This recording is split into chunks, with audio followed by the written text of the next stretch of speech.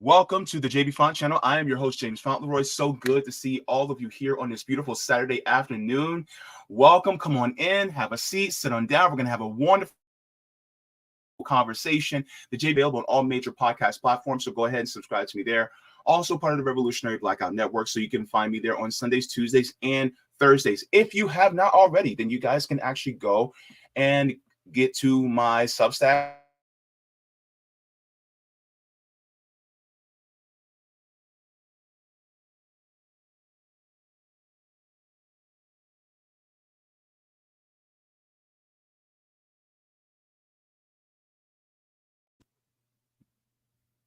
Am I still here? Okay. So you guys can go to my Substack and you guys can go there and you guys are aware whenever I upload clips or go live as well. So thank you so very much for that. If you guys have not already, go ahead and like the stream. We're going to get into a very deep conversation. I am so excited to get into this. Also, if you guys have not already, please make sure to subscribe if you have not as well. Now, just to let you guys know, of course, I have a guest with me. I have the Director of Education for the Safe Center Victims Service Agency on Long Island. He's also a presenter, also teaches about trauma, child abuse, family abuse, income inequality, and he's also a licensed social worker, and he's a professor at Columbia University. I have Mr. Professor Anthony Zenkus joining me today. Thank you so very much for coming. Great to be here. Oh, and just a correction, I am not a director at the Safe Center anymore. I left there some years ago. You seem to have gone away, but I know you're there. You're there in spirit. But yeah, so I teach, and I'm a trainer now. That's what I do. I teach at Columbia. I teach at Adelphi in the social work departments. And I train everybody from educators to social workers. I've trained police on trauma, family violence, sexual violence, community violence. But yeah, I do all those things. And I don't know. Things are kind of nuts. It's really good to be here, though. I have, I was just telling you before, but for everybody here, I just, I'm flattered that you asked me to be on your show. So I'm excited to have a conversation with you, James. Yeah, definitely. And one of the reasons why I wanted to bring you on is because due to your expertise and also in educating others about things regarding trauma, things regarding trauma from not just a familial side, but also from a economic system side. Mm-hmm. I just wanted to get a little bit of a background into how you got started in this space and what drove you to the profession that you are right now. And of course, it's, for a love for helping people, but I would like to get just a little bit more focused on that and get a little deeper on how you got into that. Well, I mean, the current phase of where I'm going, I'll get to in a second. But as far as like becoming a social worker, that all started. I wasn't interested in the therapy piece, really. I was interested in the community piece. So community organizing. When I was a teen, in high school and early college years, I had met some social workers who did community work. And I knew that's what I wanted to do. That was exciting to me. And, so I got into youth and family services. And from there, did work with people with, I don't like the word addictions, but for lack of a better term, people with addictions. Yeah. And then somewhere along the journey, I started working in victim services. So working with folks who'd been victims of child abuse, victims of sexual violence, domestic violence, intimate partner violence. And during that phase of my work, I became aware of research that started really, it started before, but there was a lot of big stuff that happened about 25 years ago that showed that when we are when we suffer multiple traumas during our childhood, especially, that can have profound effects throughout the lifespan on us. And the more like exposure to trauma a person has growing up, the more likely they are to suffer from what we call addiction or what we call mental illness, depression, anxiety. And then an interesting piece was also more likely to suffer from 10 of the most preventable causes of disease and death in the United States, including heart disease, diabetes, all these things, because the body itself responds to stress. And absolutely. And one of the things you mentioned in the introduction was not just family and community violence, but economic violence as well, because it is violence. Our system is a violent, economically violent system. And here's the thing. The reason we have all these negative effects to abuse, and when I first learned about it, it was abuse in the home, like physical abuse or sexual abuse or neglect, any type of neglect, physical neglect, even emotional and psychological. So that when those things happen, when a kid is exposed to that growing up, domestic violence, or they're a victim of physical violence or something, what happens is our stress response system goes haywire, right? Cortisol levels, things like that, right? Absolutely. And our stress response was designed to help us get away from like a predator that wanted to catch us and eat us when we were hunter-gatherers. Fight or flight. The last time we had an update, we were still hunter-gatherers, when our system evolved. So, I mean, we've been humans, modern humans, for like 300,000 years. So, like, this is ingrained in us.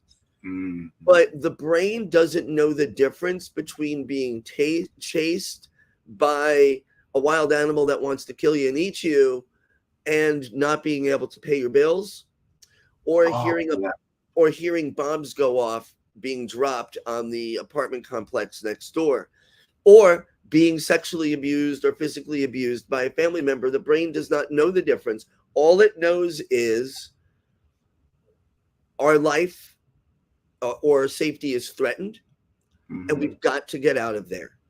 And that's why when the heart races, for those people who are listening, by the way, this is as far as sciencey as it goes, I promise. But when your heart races because you have that stress, what really is happening is your body's getting ready to run. So humans, when we evolved as prey, not predator, right? We didn't have big fangs or claws. When we caught animals, you see these like visual depictions of us like taking down a woolly mammoth. Sorry, vegans, taking down a woolly mammoth. And what really we mostly caught small game and fowl, like things, rodents we would eat. Like if we ate meat, and when we did, it was small stuff. Every now and then we bring down the big game, but that took a lot more energy and took more time. So the point is, we weren't fierce, right? So our stress response system first is designed to run. Get the hell out of there. I talked to a young man, in his 30s or whatever, who worked in a restaurant and was sexually assaulted by a guest who happened to be a famous person, right? And I don't want to say the name, Don Lemon. Anyway, so you might catch that on the rewind. So he said to me, when it happened, he goes, I'm not a small guy. He said, when it happened, I just wanted to run. He goes, and so I ran out. He was a staff member. He goes, I ran out the back door. And I remember him saying to me, why wasn't I a man? Why didn't I stand my ground? And I said, because your stress response took over. Running is what we do. So it's really flight or fight. Fighting is what we do when we're cornered in that moment. And then freezing is when there's no other option. And the brain makes these split-second decisions. The problem is that stress response is designed to go up and down for like 15 minutes or 20 minutes when you get away from a predator. not designed to be going up and down or staying up all day long, right? So when it does, when that cortisol level, which is the stress hormone, one of them, goes up and stays up for days, weeks, or months at a time, literally it's toxic to our entire body, including our brains. And that's the problem with kids, is it impacts the brain development physically. So they've looked at like scans of these kids' brains who've been through serious abuse, and they're different from healthy kids. But they've also done the same thing with kids living in poverty, extreme chronic poverty. And they notice the same changes. And it doesn't mean your brain doesn't work. It means it takes energy to focus. You've got to put extra effort in. And, you know. Well, Professor Zenkus, could it be likened to an engine that is subject to nitrous oxide? You know, have you ever seen the movie Fast and Furious? I'm not sure if you ever seen it. No, I never saw those. Okay. Well, okay. So there's a piece in the car where a lot of guys who soup up their cars, they put a fuel injection system. I know it. I used to work at an auto parts store, so yeah, I know. Okay. I know. Yeah. Okay. So basically, like, is it like constantly having NOS in the fuel injection system all the time, which isn't good for the engine? It's great for those spurts that you need, but at that having it all the time, it ruins the engine, right? Is it kind of like that with us? Yes. And when I do my speaking and from now on about this, I'm going to use that example and pretend that I watched Fast and Furious. But it's a really good metaphor. That's excellent, because it overcharges the system. And it's not designed to be up. You know, think about a woman, you know, just do the gender binary for a second. A woman in a relationship she lives with a man who's physically and emotionally abusive, right? Mm-hmm. And I've heard experts liken it to like, hey, our stress responses were designed to get away from the bear that's chasing you. What if the bear is who you come home to every day, right? So, and so, because she's always in that mode, right? In addition, when she's at work doing her job, the mind goes, because the stress response is worried. Is something going to happen later? You never know when it's going to happen. And one of the worst kinds of stress is unpredictable stress. So like when we have predictable stress, we tend to be able to brace ourselves for it. Okay. So if you had a test coming up, and you know, say you're taking a test and you studied, but it's stressful, but you know it's happening. It's at 2:00 on Monday, and you're getting yourself mentally, you are stressed and anxious, but you could prepare, you could brace for it, like being on a roller coaster, right? You know it's coming. Yes. Now, they did a study with 2 rats. They took 2 rats in separate cages in a lab. And when the first rat would press a lever to get food, they would get a mild electric shock, which wasn't dangerous for the rat, but was very uncomfortable.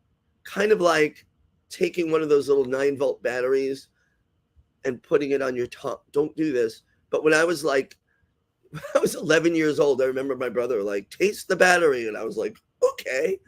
And maybe I was younger and I put it on and I was like, and then I was like, am I electrocuted? Right.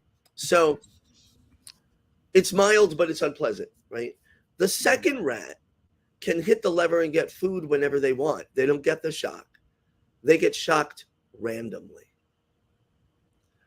When they look at these rats over a period of months, the first rat is fine. They've learned to brace themselves for the shock that's coming, and then they get their food. The second rat,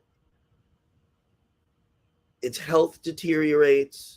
It loses its fur, its teeth, and eventually it gets very sick and dies because unpredictable stress. is the thing that is the most toxic for us. We can't brace for it. And now I think about, like, and we'll get to Gaza, I'm sure, in a little bit, being in a war zone and never knowing that bomb that just fell. Are they getting closer to your house? Are they getting farther away? Is tonight the night?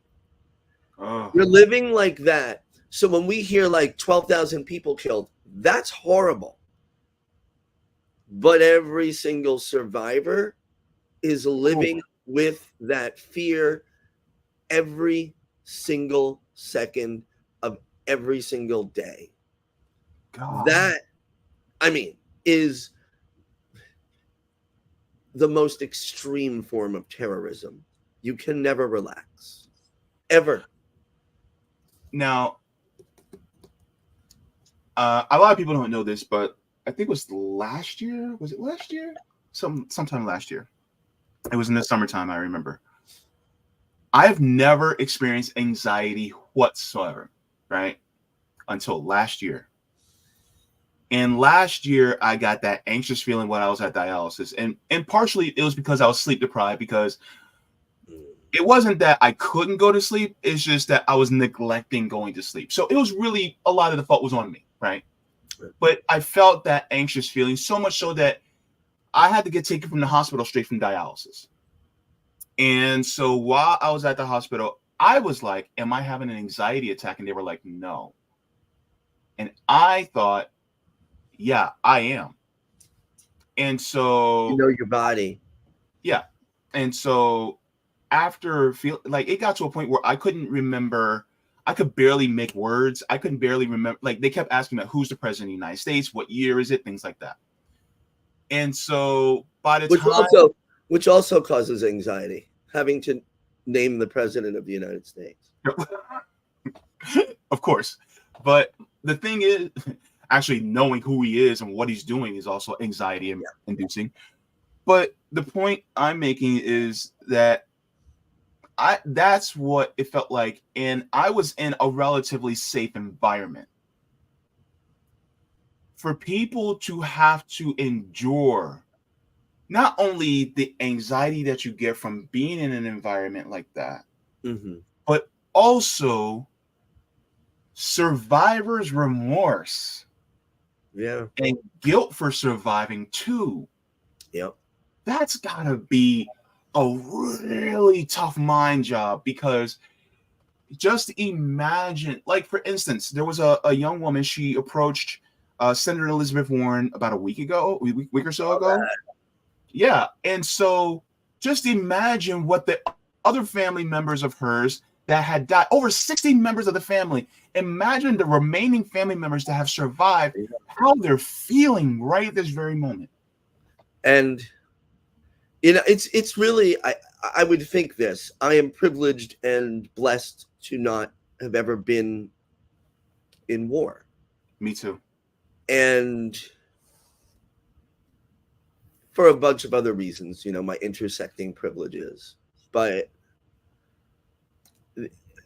we cannot imagine the devastation that is happening. We see the images on social media and in news, out of news outlets, and it gives us a rough idea of devastation. But the true, what Netanyahu's far-right ultra-nationalist psychotic regime is trying to do, it's not, for him, it's not about land. I mean, that's part of it. I know about the canal. I know about the oil and gas reserves off the coast of Gaza. I know that he would like, he and his coalition and those that support him, not everybody in Israel supports Benjamin Netanyahu. I want to be clear on that. They definitely want the land, but for them, it's not solely about the land. It's about destroying the soul of Palestinians. It's about, it's their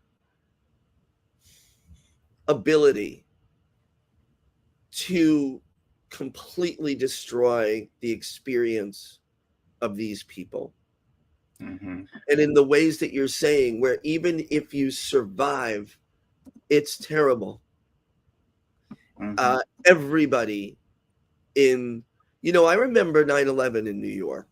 It was horrible. And where I worked at the time in Nassau County, Long Island, that county, it kind of sits right next to Queens, which is part of New York City. So in the richer areas, a lot of people that worked on Wall Street, their families lived in Nassau County, whether it was upstate in Westchester, but the bulk of them lived in Nassau County. And they commuted. It's like a 40-minute train ride from there to Midtown. Mm-hmm. We would drive down streets, and in the beginning, after 9/11, people didn't know that their loved ones were dead, and they were tying yellow ribbons on their trees. So like the streets that I had to drive to and from work every day, every house had a yellow ribbon. Every single house. I remember one particular Arthur Avenue or Street. I think it was Arthur Street. Arthur Avenue is in the Bronx. And almost every house had a yellow ribbon. Okay. Now, granted, Americans privileged, they had money and all that, but you lose a loved one, you lose a loved one. Yeah. But we were able to mourn. I went to 2 funerals after 9/11. 2 people I had worked with had lost family members. One lost a husband. She was young. She was in her 30s. One lost a son. We were able to mourn. We were able to heal. We had a semblance of normality at some point after. Yeah. What's happening in Gaza? And I'm not, it's incomparable. And it's not just about the numbers. It's that if everything stopped tomorrow, how do you heal? And I think what Netanyahu, I'm not just what I think, what I'm sure Netanyahu and his far-right ultra-nationalist psychopathic regime is trying to do is destroy the identity and the soul of Palestinians in a horrific way. Genocide is about physical life and land, but it's also about that spiritual aspect of who I am, and he's trying to destroy it. He's a madman that we are aiding and abetting. And the trauma, the people there are going to live with that trauma for the rest of their lives. Yeah.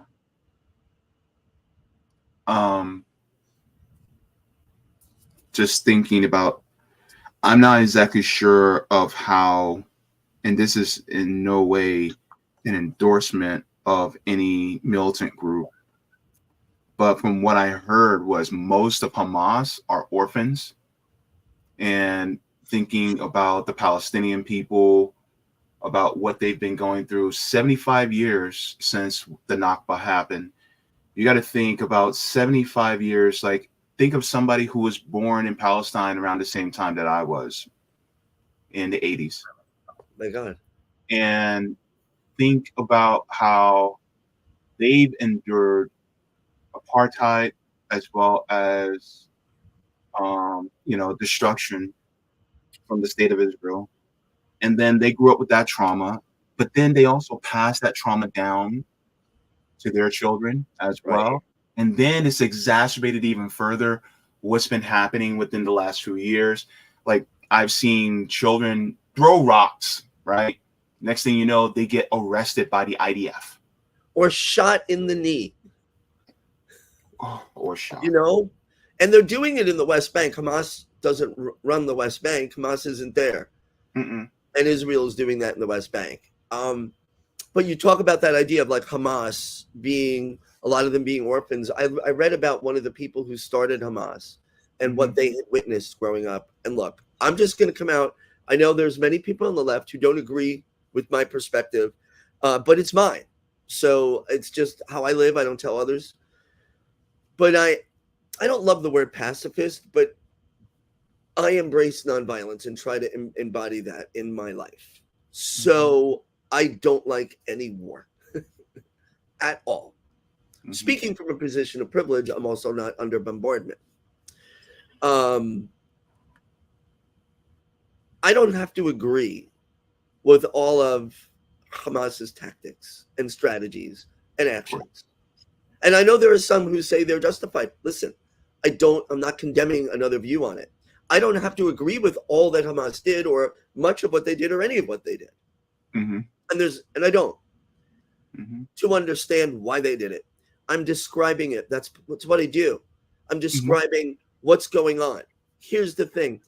A famous radical psychiatrist who did a lot of writing in the 1960s and 1970s called, I think his first name was Richard, but his initials were R.D. R.D. Laing. R.D. Laing wrote a seminal book called The Politics of Experience. In it, he said something, a paraphrase, when an individual's experience is destroyed, the individual becomes destructive. I mean, we see it with child abuse, the worst forms of emotional, physical, sexual abuse, really, really horrendous cases.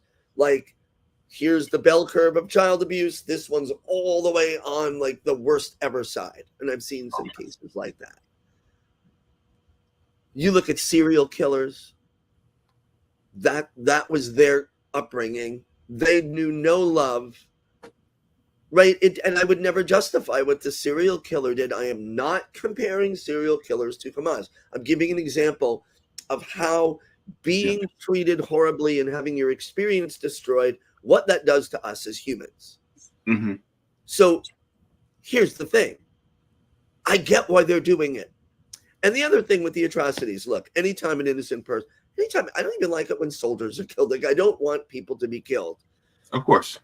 And yet, I don't believe much of what I hear out of Israel's government at all now. So when they say this happened, that happened, a whole bunch of things were proven wrong. And so I am sure innocent people died. Well, innocent people were killed in the Hamas attacks October 7th. That's horrible. And I don't get to tell oppressed people how to shake off their oppressor. That is not the place. I can have my reaction. I can say, this goes against my values. I wish this didn't happen. And I think, I'm sorry if I'm talking so much. I think this is an important point that's being missed. We are having conversations globally. About self-determination for the Palestinians and the crimes Israel has been committing for 75 years. Would we be having those conversations if Hamas did not do what it did on October 7th? If they did not enact a brutal attack? And here's the thing. The oppressor, Israel, I mean, Israel's an oppressor. This is not controversial. The United Nations, Human Rights Watch, Amnesty International has been saying it for years. Apartheid state. True. War crimes, atrocities over and over and over at a completely disproportionate scale to anything Hamas has done. But when you have a violent oppressor state and a world that respects and uses violence to oppress, the United States does that. At home and abroad. Of course. The only language they understand is violence. And that is not the fault of the oppressed people. It is the fault of the oppressor because, God damn it, why weren't we paying attention during the Great March of Return in 2018 and 2019 when these kids were just throwing rocks over the fence? And Israeli snipers, I've seen the footage in Abby Martin's great documentary on Gaza. They were picking them off and shooting them in the knee or shooting them in the head. Nonviolent, unarmed kids. Kids. When they protest in the West Bank, nonviolently, they are arrested, raped, beaten, shot, and killed. When people protest nonviolently and the world doesn't listen, that's on us. Yeah, I agree. And that's not a justification. It's just we are culpable. Mm-hmm.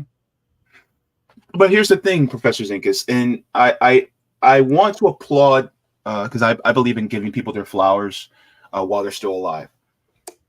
You, as a white man, are looking at this from an uncensored position. You're not centering yourself. You're saying this is the reality and this is how it is. So we have to get an understanding of how people feeling. We may not agree with what people do, but we need to understand it. And I think that's the position that you're doing, which I appreciate. And I implore anybody, from any type of privileged position, because a lot of us have different privileged positions. Like for me, as a cisgendered man, I have a privileged position in that regard, that we look at people who are marginalized, who are oppressed, and say, why do they do what they do? And what can we do to make sure that what they experience doesn't happen again? And one of the things I think that a lot of time, and this is one thing I just want to praise all the Jewish brothers and sisters who are fighting against apartheid are saying. They said never again meant for anybody. Yeah. And that's the case. No, please go ahead. No, I just said there was no asterisk on that sentence. Yeah, exactly. And if there's no asterisk, they are applying that, like Jewish Voices for Peace, love them. They are applying that never again to a T. They said never again for anybody. That includes everybody who is oppressed, including Palestinians. And as somebody I grew up Jehovah's Witness. They were also in the Holocaust, right? The Purple Triangle. Yeah, I was a part of that. And on top of that, if I were living back in 1930s Germany, I also would have been taken in because I'm disabled and I'm gay. So I would have had all those counted against me.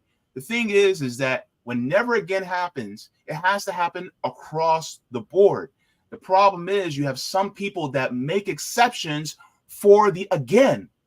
And I think that's one of the biggest issues. And a lot of people who make exceptions for are people of privileged positions that do not look and think as critically like you do. Listen, and it's a journey for me, right? It's been a journey for a while. And I'm still on it. And thank you. And yeah, absolutely. Just getting this point home, and this is really important. Yes. Describing what's happening and analyzing why it continues to happen doesn't justify it. But if we don't want these results, we need to do something different. Mm-hmm. Which makes me think, when I say Israel, I'm talking about the government. Yes. I don't say it lightly. Benjamin Netanyahu is a violent fascist psychopath. Yes. The man needs to not be in power. Mm-hmm. He should be in prison. He should really be in The Hague, but we don't really use that anymore. Mm-hmm. So, but when systems perpetrate, when powerful systems perpetrate sustained violence against the voiceless, mm-hmm. the only voice the powerful system ever listens to is violence. That is not on the oppressed victim. We want people, I believe in Gandhian nonviolence. Martin Luther King used it. Mm-hmm. But they literally blew his head off. So, I remember being in Occupy Wall Street, and I was an organizer. I mean, it's hard to say that there were organizers, but there were those who organized certain events. We didn't have a hierarchy until the Democrats infiltrated, which was exactly what they did with Black Lives Matter. That's a whole other story. Yeah, we can get into that too. Horrible. I remember that. I know I got names and addresses of the people who I used to talk to, and I knew, but it became apparent that they were working for the DNC, and then it was like, yeah, well, not exactly the DNC, but a front group, and look, we had some common interests, and then all of a sudden, it diverged. But that was that. But when I was an organizer with Occupy, it was the year anniversary of Occupy Wall Street, and I was interviewed by the news a bunch of times. Mm-hmm. And this was NBC's, news affiliate in New York City. And we were in New York City, and it was the big, year anniversary or something like that. Oh, no, it was May Day. It was May Day. So the winter was over. Lots of people get it. We had like 50, 60,000 people or more walking down Broadway, unions, everybody. It was great. So at the beginning of the day, this news reporter asked me from NBC, and she goes, why don't you, this is off camera now, she's like, yeah, why don't you guys, you're good at speaking. Why don't you, doesn't your movement have a leader? And the camera guy goes, yeah, you'd be a great leader for this movement. And I said, what do you mean? Like, we don't have leaders. Like, I can speak to the press, but I'm not in charge of people. Like, there's a bunch of people that do what I did, and right with the press. So Mm-hmm. they're like, like Martin Luther King, and they named a bunch of people. And I'm like, all those people were assassinated. Like, so no, thank you. Why would I want that job? Anyway, point being that the powerful systems that use violence to sustain oppression, to gain and maintain control over people that they are victimizing, only understand violence, and that is on them. I want to change that. Yeah. And that imbalance of power that exists, that needs to be changed. Mm-hmm. And that's what's happening in Israel. It's been an imbalance of power for years. The people in Gaza have no say over their lives. Israel controls the borders and the amount of calories they get per day. It's a concentration camp. And it is not lost on me, the irony that it is being perpetrated by a state that was established after the Holocaust on the Jews and others during World War II by the Nazis. Like, now you're doing the concentration camp. And just because you don't have a gas chamber doesn't mean it's not having the same effect. Yeah. It's disproportionate. It's power and control. It's disgusting. And why is the United States? I just read a thing. Ronald Reagan in 1982, when Israel was shelling Beirut, I mean, they killed like 50,000 people over a period of time in Lebanon. Mm-hmm. Ronald Reagan, who was, a lot of people on our side, on the left, do not like him. I don't either. Ronald Reagan picked the phone up and called the Prime Minister of Israel and said, stop the shelling. The American people are seeing the devastation. These were his words, every night on their televisions. This is a Holocaust, he said to him. Stop it. And the Prime Minister of Israel stopped. And Reagan said, you're not getting any more arms if you don't stop. He made the arms shipments to Israel conditional. What happened? Where now, of course, you don't have any Republicans that would do that. The Democrat won't do it. Joe Biden could literally pick the phone up. He could have done it any time in the past 6 weeks and told Netanyahu, cut the shit, Bibi. Stop it. I'm not talking to you about anything else right now. Stop. And Netanyahu would have had to stop. The fact that Joe Biden did not do that, Biden is complicit, which makes us complicit in war crimes and genocide. Way to go, Joe. We told you, folks, he was a terrible why would, people who live their lives the way Joe Biden has lived his life, harming people the way he has in his circle. This is not a surprise. Yeah. Well, I mean, if you go back to, and I'm not trying to pathologize Joe Biden, but as far as people like Joe Biden, what he's done to Tara Reid, all the other accusers of sexual assault by Joe Biden, allegedly. I have to say allegedly because, I don't. And then on top of it, the war crimes that he's done. And then you spoke to when you have a government or a system that uses violence to keep people under control, a couple of nights ago in Washington, D.C., when a bunch of peaceful protesters went to protest in front of the DNC headquarters, and these peaceful protesters got their heads bashed in by Capitol Police. Yeah. When they didn't do anything wrong, they were expressing their First Amendment rights, and they were doing everything by the book, and they still got their heads bashed in by Capitol Police. And this was initiated by the Democratic Party that were meeting in that room. It wasn't even the Capitol building. Sorry, go ahead. I'm sorry to interrupt. It wasn't even it wasn't government business. It was a fundraiser at the DNC. They're a private organization of psychopaths, may I add. Yeah, it was a fundraiser. It wasn't like what happened on January 6th. They were Congress was voting to certify an election. So when people broke into Congress, you were now impeding one of the most vital governmental, I mean, we can talk about how much bullshit elections are, but one of the most vital governmental functions is to certify an election. They broke in on January 6th. They didn't treat them the way they treated these people. And it was the DNC. It wasn't government business. It was a fundraiser. And the protesters were singing. They locked arms and were singing. And they beat the shit out of them, pushed them down concrete steps, ran over them with bicycles. I mean, Afeni was there. Yeah. She was on fire. My God. Yeah. And they were pushing her. As she was just standing there talking, they were pushing her, the cops. And you had journalist Chuck Modiano that was out there covering it all. Shout out to Afeni and Chuck, if you guys are ever watching.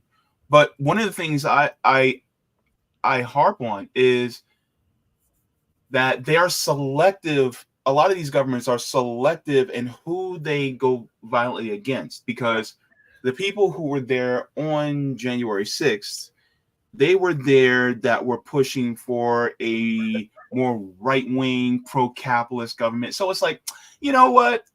You know, we're still down with this guy. Come on in.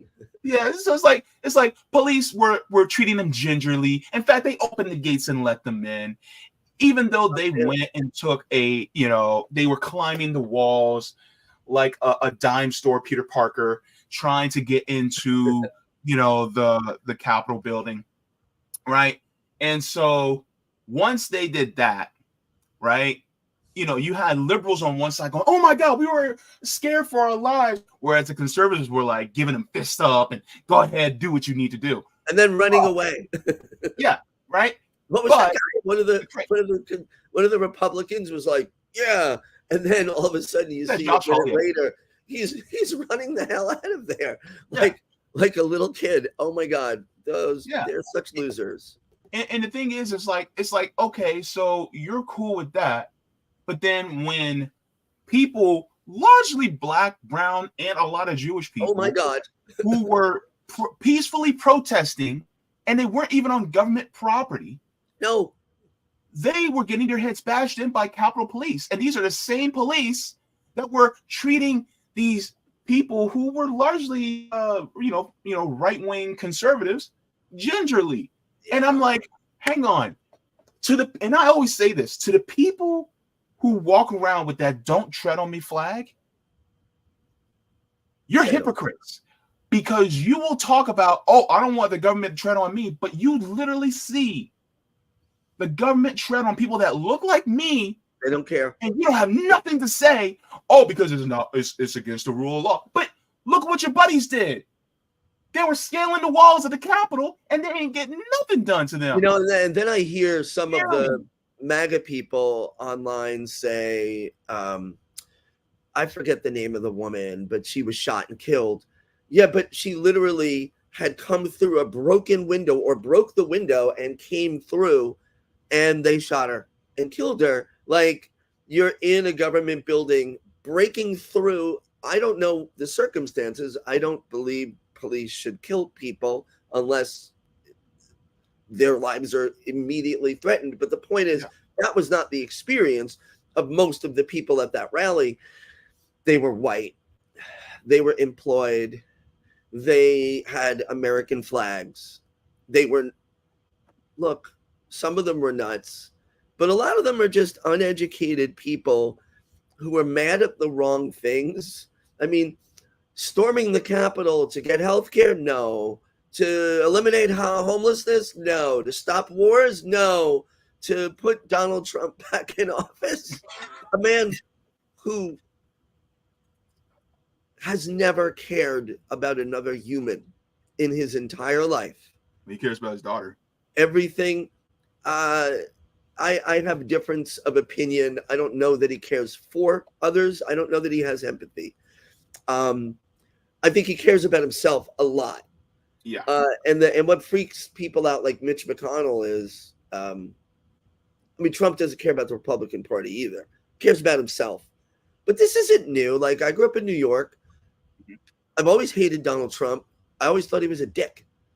I mean, he's a dick. What happens when a dick becomes president?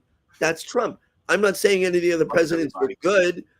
You know, Obama kind of wasn't a dick, but he did the evil things, pretended to feel a little bad and regretful about it. But the man is smart. I mean, Barack Obama is a scholar and a constitutional, you know, the guy had a brain. Trump is just all id. And, you know, the fact that they put themselves on the line for it. But like your contrast is not lost on me. Here are these people singing, asking for peace outside of the DNC, a fundraiser, and they were beaten. And that, hey folks, that's the Democrats. If you think that's changing, it's not. And a message to the Democrats: if you think we're going to forget this in November, you're out of your mind. We're not. You know, and that actually kind of goes in line with actually my next story.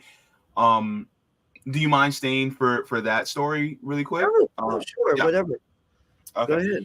So before we get into that, just you know, for everybody who's watching, please make sure, if you guys have not, please make sure to like the stream, give the stream a like, because that pushes me out into the algorithm. As you guys know, I am demonetized because I dare, you know, show what was going on in Palestine. So if you guys have not, you guys can also become patrons on Patreon, or if you guys like to, you guys can donate to PayPal.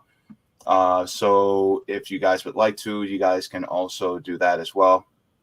And I'll get into that stuff at the end, more of that, out of respect for my guest being here. But one of the things that I also wanted to discuss was this: he's already lost. And so this is something that I've observed regarding Joe Biden. Joe Biden is basically a president that is, I personally do not think that he will get reelected, especially after the events that have happened over the last month and his complicity towards it. There was, hang on, okay. There was a news report that was put out by Al Jazeera Plus that basically interviews a lot of Muslim as well as Arab Americans, particularly ones in Michigan, which is a swing state that could really cost Joe Biden the election.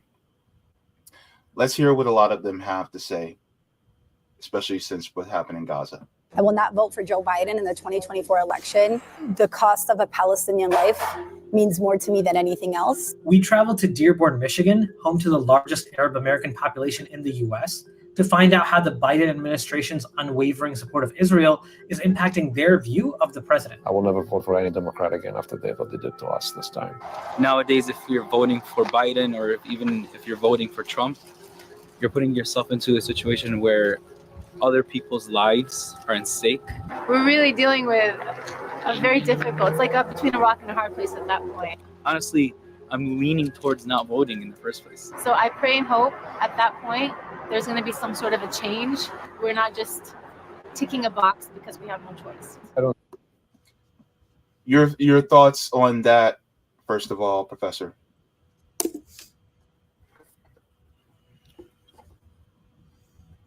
Good for them.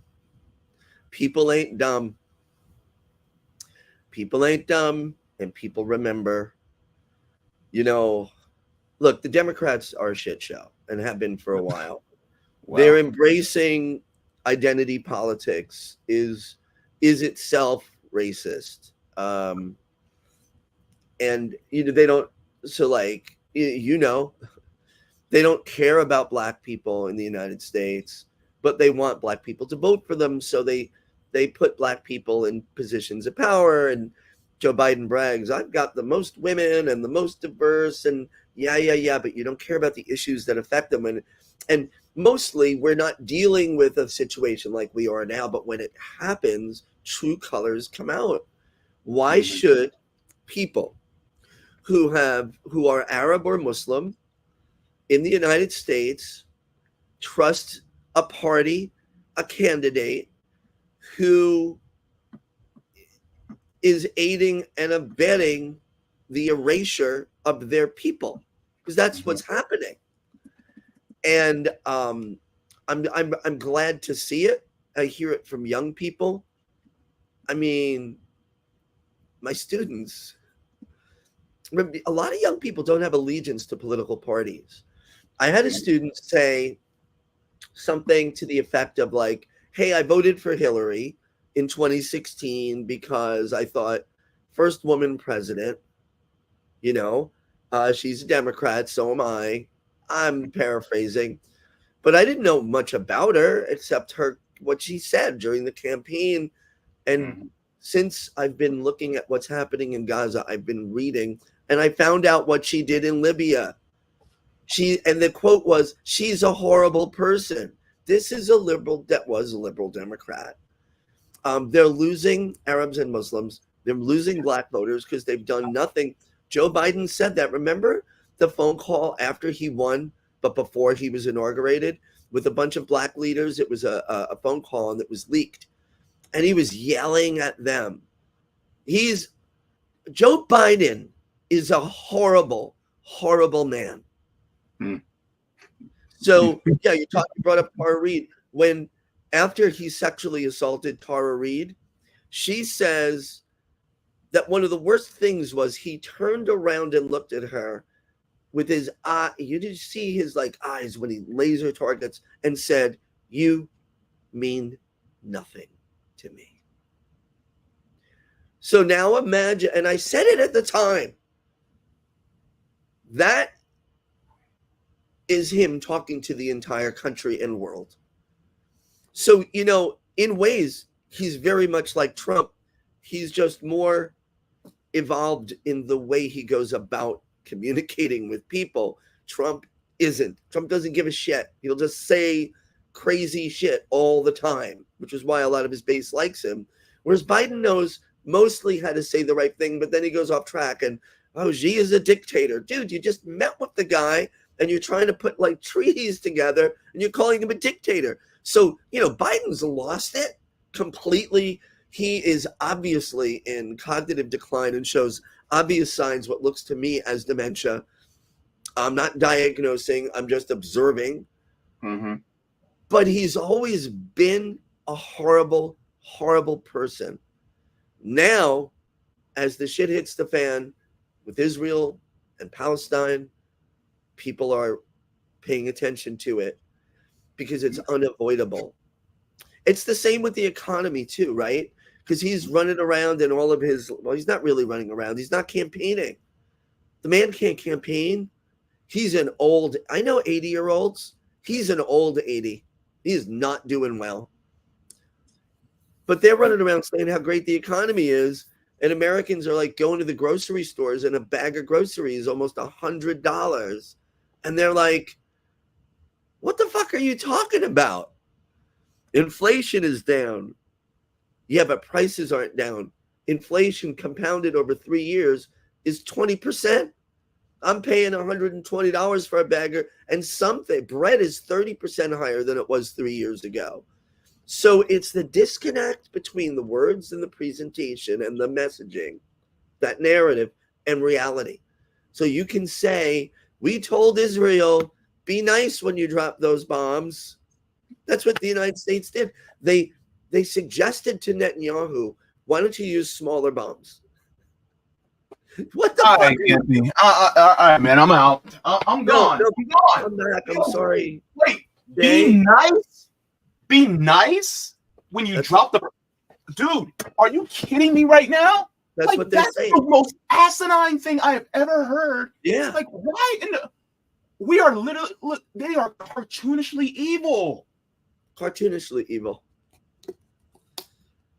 They don't know shit. Like, what in the world is wrong? Yo, this country is. Yo, they got. You know what? That woman who interrupted Elizabeth Warren, who stole valor from Native Americans by saying she was part Native American.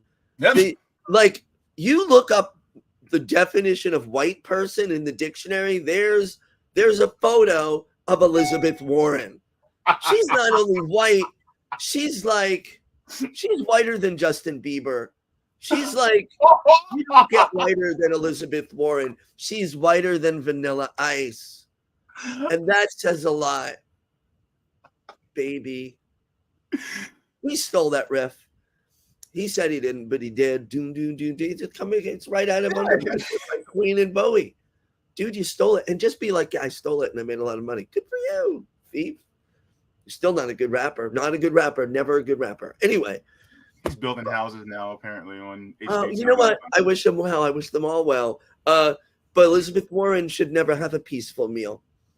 Neither should. I got to tell you, a lot of people were on the I Hate Birdie train before I was. And it still makes me sad because he inspired me in his 2016 campaign. That said, and at the beginning of 2022, these people should. I'm not talking violence, not the AOC kind of you yelled at me and used words violence. I'm talking about I'm against real violence.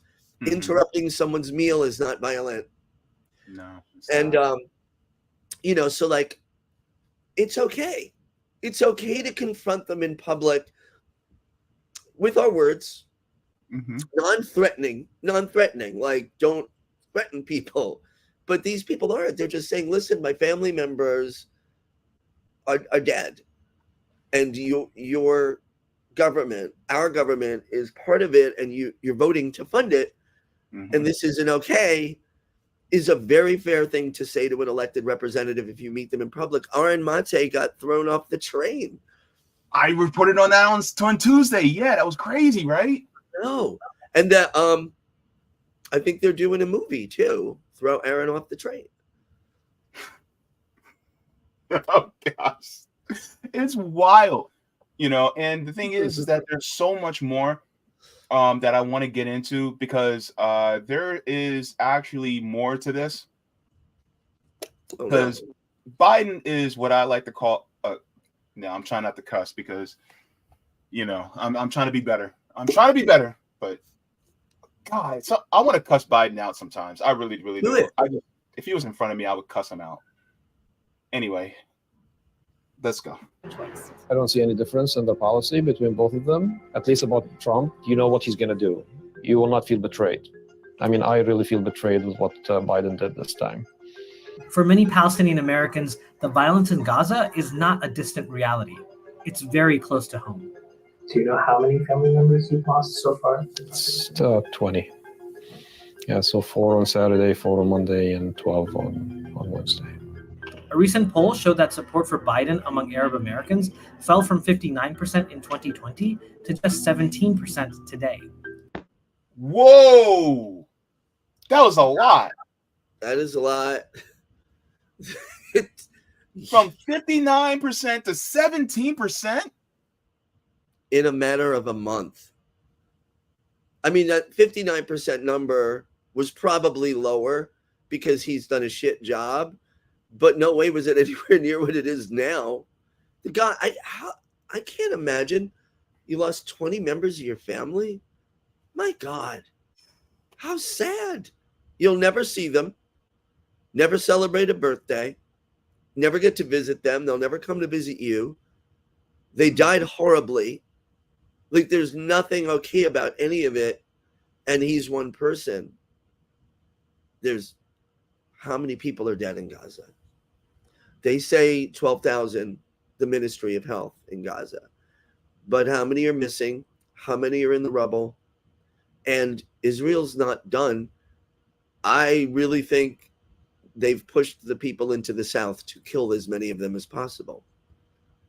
I believe so too. Yeah, which means Israel needs to be cut off from all military aid.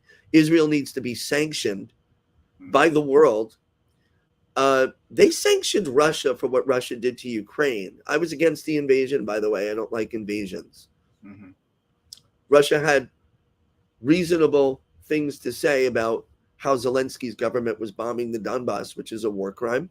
But I don't believe in the invasion, right? But they sanctioned Russia, sanction Israel. You're not even allowed to say it in some places. Right now, the students at some universities, including Columbia, where I teach, are students and some faculty are pushing for a divestment from companies that directly contribute to the apartheid going on in Palestine. You know, and they're not being treated well either. So look at the way the Democrats treated the peaceful protesters who were singing. Well, Columbia University decertified two student groups, Jewish Voices for Peace and Students for Justice in Palestine. Yeah. They decertified the groups. They're no longer an official club. And they said it was temporary. And what came out yesterday in a faculty meeting, which has been reported by the Columbia Spectator, so it's like out there in the news, the administration went in and changed the rules just so they could decertify these two groups. You know? But here's the thing. Everything they do, whether it's Biden, Israel, or smaller, you know, institutions that are not challenging it, like say a Columbia or other corporations, everything they do makes us stronger and makes the end result more likely, which is a just world.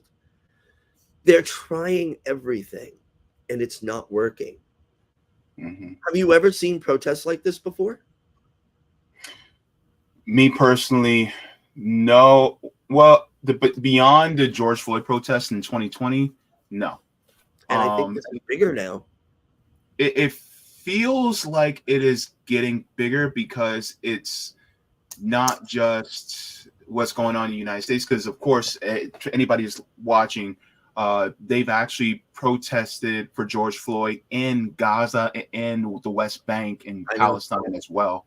They literally have murals for George Floyd. So that's the solidarity that Palestinians have with Black people. But as far as this is concerned, I have not seen protests this big. And this goes in line with what I was talking about with Danny Hypocrisy last week, where we were speaking about how Israel has really lost the narrative. And in one of the things that I am saying now is, as Gaza continues to lose, Biden loses. As Israel wins, Biden loses. And here's the thing a lot of people are realizing now, because there was a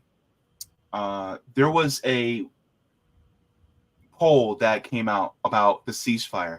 80% of Democrats say they want a ceasefire. Over 50% of Republicans say they want a ceasefire. I know.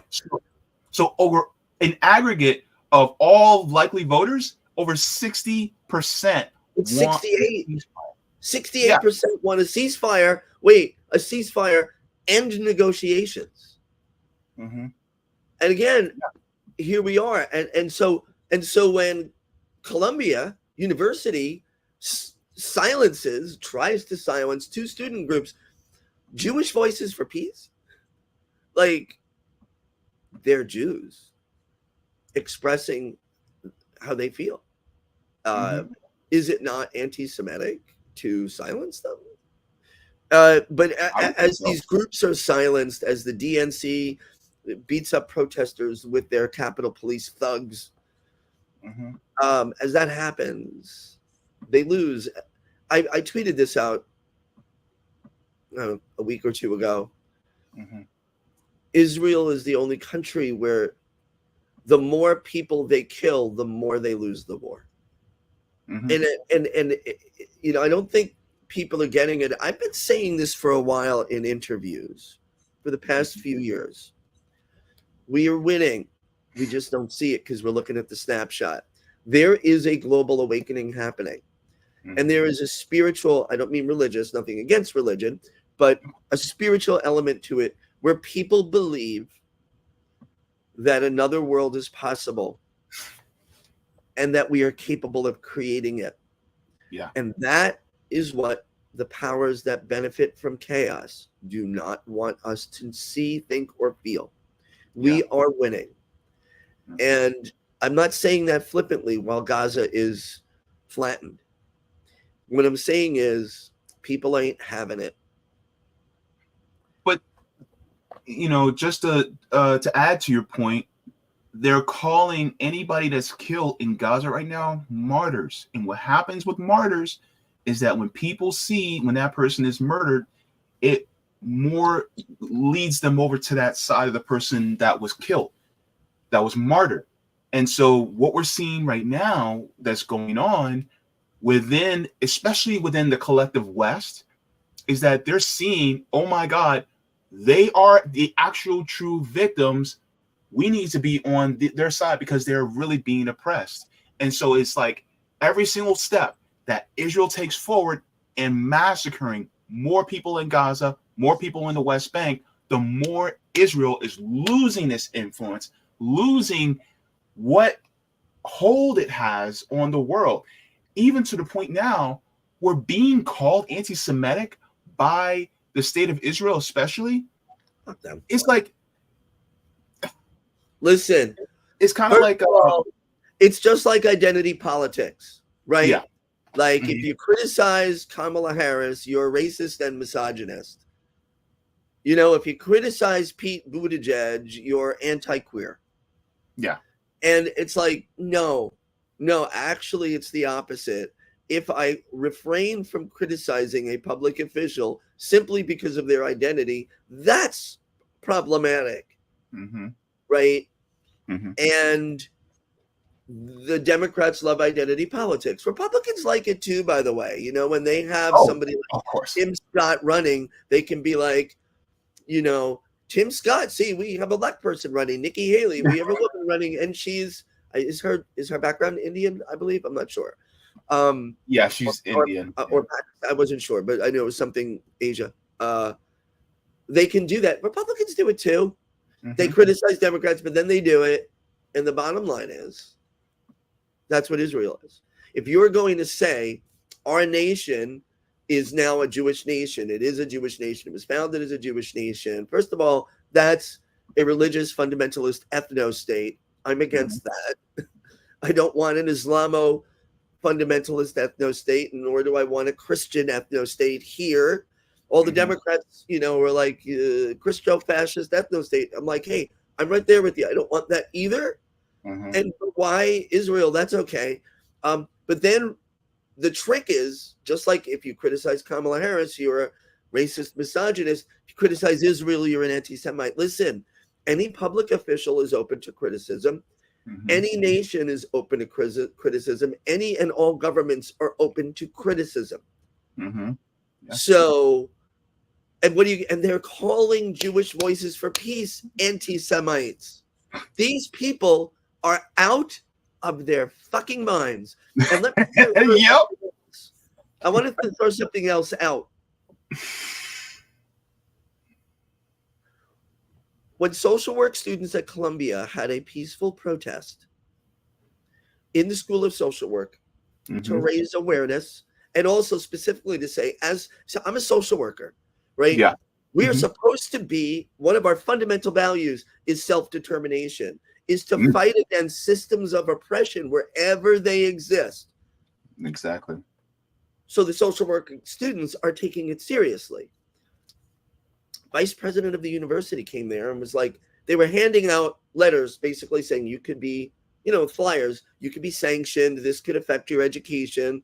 Like they were threatening them basically. Wow. In one of the videos, he's confronting a student or he's confronting all the students because they use the phrase from the river to the sea. And he said, that's anti-Semitic and pro-genocide. Let me tell you something. If you are afraid of 6 words, then you're a petulant child. My God, these words do not mean genocide. Flattening Gaza does mean that members of Netanyahu's government have come out and said, this is the second Nakba. They've said it. That's genocide. From the river to the sea, Palestine will be free. These people are having the same reaction to those words as racist white people had to the words Black Lives Matter. We didn't say white didn't matter. Why are you threatened by that? Why are you threatened by Black people saying they matter? That's, and one last thing about this, we didn't center white fragility when we had discussions about why Black Lives Matter. Why are we centering Zionist fragility? Conversations about Israel and the war crimes it's perpetrating. Like Zionism is not Judaism. My Jewish friends are very upset with what's happening, don't like Benjamin Netanyahu, and are against the war. Well, it's not even a war. It's a slaughter. Yes. But they're trying to silence us. And my point is like, okay, they're losing. They are losing. This is a masks off moment. Status quo only benefits the disproportionate inequality that exists in this world. And people are seeing it. Biden, I don't know. I predicted a bunch of times that he wasn't going to be the nominee. I still hold to that. I just don't think he's going to be the nominee. But I think whoever they try to get to replace him, it's not going to matter. Yeah. Let me continue this video really quick because I want to finish this because there's some other stuff. But just to add to your point about from the river to the sea, Elon Musk said this earlier. He said, as I said earlier this week, decolonization from the river to the sea and similar euphemisms necessarily imply genocide. Clear calls for extreme violence against our terms of service will result in suspension. Here's the thing.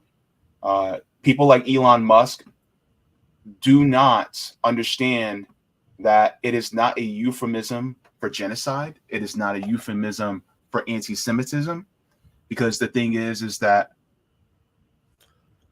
asking for liberation from an occupying force, from an occupying state that's illegally occupying your land and committing apartheid is not a call for the ending of the lives of the people. What was the other word he used? Decolonization. Oh. Yep. Exactly what you said. And they say calls for decolonization. And the thing is that one of the things I noticed, and I watch plenty of TikTok now, and a lot of what's being said now is, pushing for decolonization, pushing to end, the genocide that's happening. There's also pushes for ending the genocide that's happening in Sudan, as well as Congo and in Haiti. And so what do all these have in common? So when you call for an ending of colonization, you're literally calling for an end to the West, really, and the global North to stop doing what it's been doing for the last 500-600 years. Yeah, at least. Hey, I watched Sabby's show last night. She's so good. She was talking about, I completely lost it, about the use of words. It'll come back to me. But that whole idea of like decolonization being a dangerous term, it's just, oh yeah, she was talking about slavery, and she said, you know, there was a whole bunch of white people when slavery was, after the Civil War was made illegal, who were really worried because they thought, uh-oh. And you know what? That didn't happen. In South Africa, which was like Israel, an apartheid state, but not as severely an apartheid state as Israel is now, Nelson Mandela was in prison for 27 years-ish. When he was released from prison, when the apartheid system of South Africa was dismantled, when Nelson Mandela ran in a free election, was won, and was elected president, the black people, the Africans in South Africa, didn't slaughter the white Afrikaners. That's not how it went. No. So, but I get the oppressor worrying, but Elon Musk, in the words of Dr. Cornel West, because I like when he says this, everybody has got problems with it, it doesn't matter. The guy's still saying some great shit. Get off the crack pipe. Get off the crack pipe. Decolonization is not a call for genocide. From the river to the sea, that's very poetic. You know, it's funny, there's a song I grew up singing as a child, and it ended with the words, from sea to shining sea. What?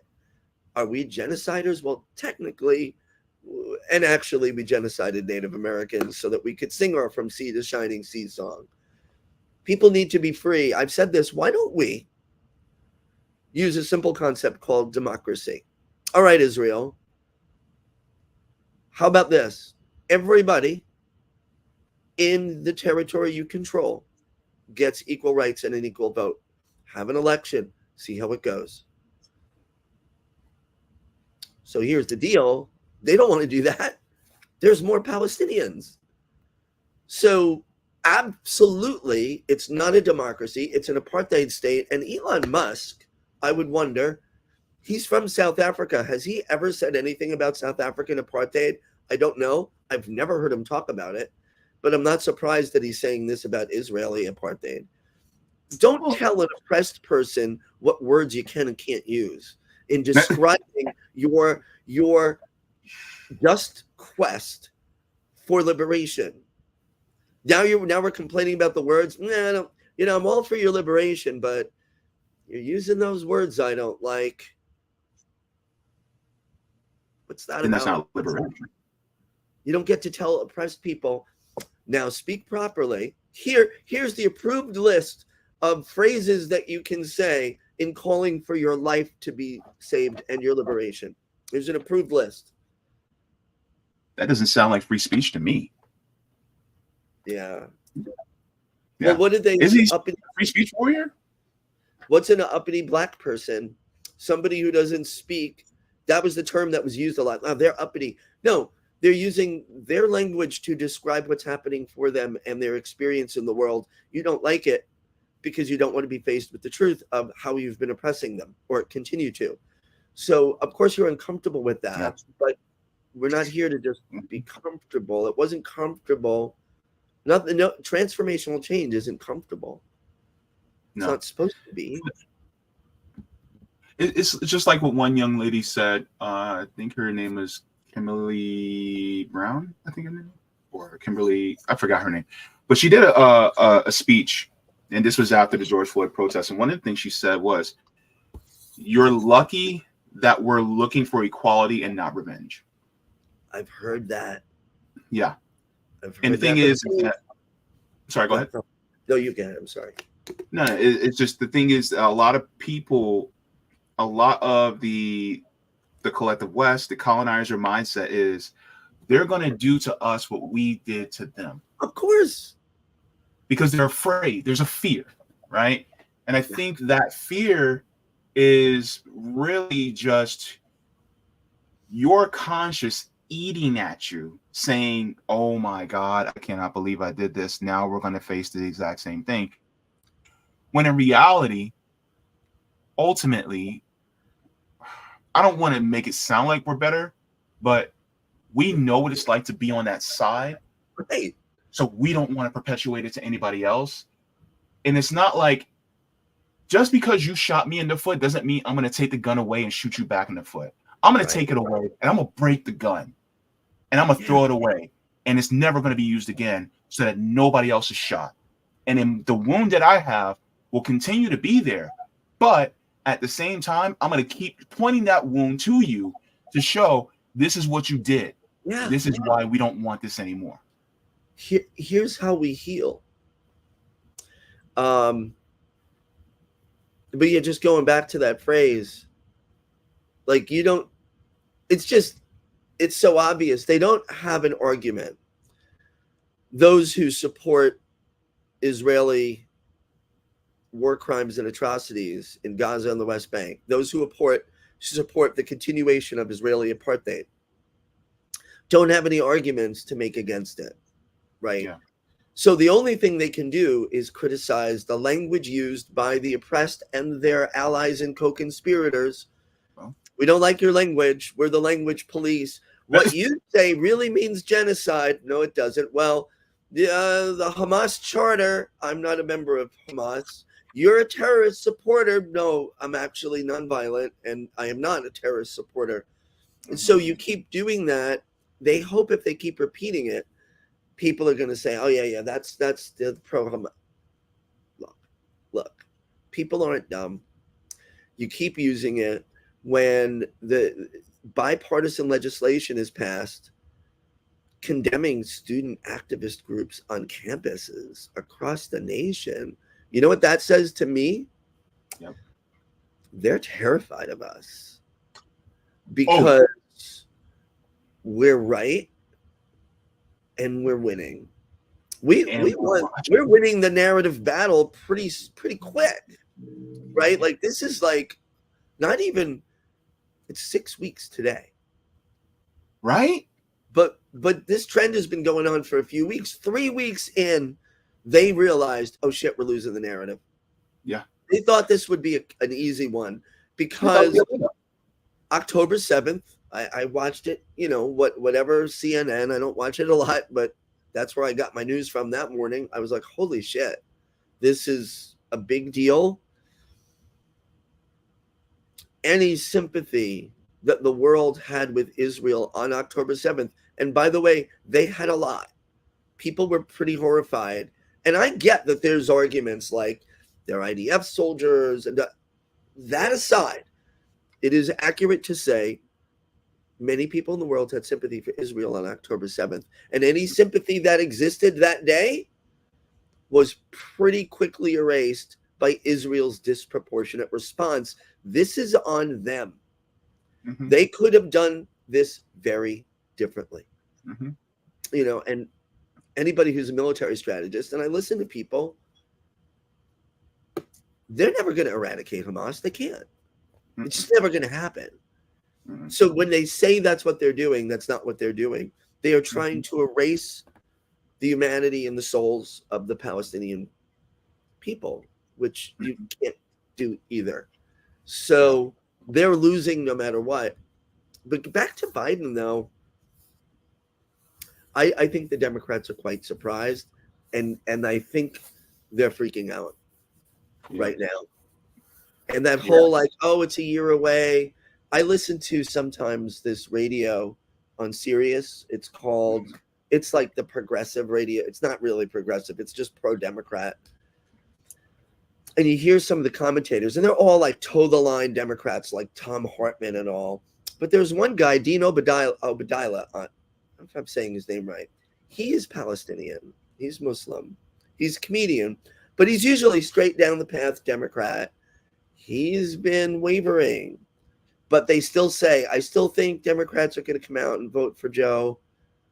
It's a year away. And I'm like, I don't think they get it. They don't These get it. pundits, the news, MSNBC, they don't know what to do. No, they don't. You've got the groups. You're wavering now. Who? Like even MSNBC is wavering now. Let's just finish. We're only halfway, but I want to finish this. But this is just so revealing. A lot of our community members are coming to me. They're saying, Netta, we're either vote third party, we are not going to vote top ticket, or we're going to stay home. Surveys estimate Biden won more than 2/3 of the Muslim vote in the US in 2020. But if those voters switch or even stay home, it could cost Biden a crucial swing state and potentially the 2024 election. In Michigan alone, we had 145,000 Michigan Muslims go out to vote, and Biden won by 155,000 votes. You know, we really went out for Biden, and historically, whoever wins Michigan wins the presidency. And really, I use the word that we saved Biden in Michigan. He cannot win without our vote. I think he's taking it for granted. When Biden was running against Trump, I thought that Biden would be somebody who would lead with compassion, would lead with humanity. I thought he would be somebody that was a little bit different, but clearly I was wrong. History will not forgive him for doing this. We will not forgive him for this when November comes next year. We will not forget.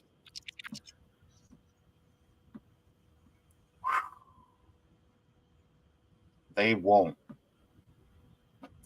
History will not absolve Joe Biden for what he's done. And I am looking at the races right now. Like, for instance, I think people who are running outside of duopoly now, like RFK, I think has the biggest amount of people who are running outside the duopoly. He's over 20% in some polls. Then, of course, you have people like Dr. Cornel West that is running outside. You have Dr. Jill Stein now that is running.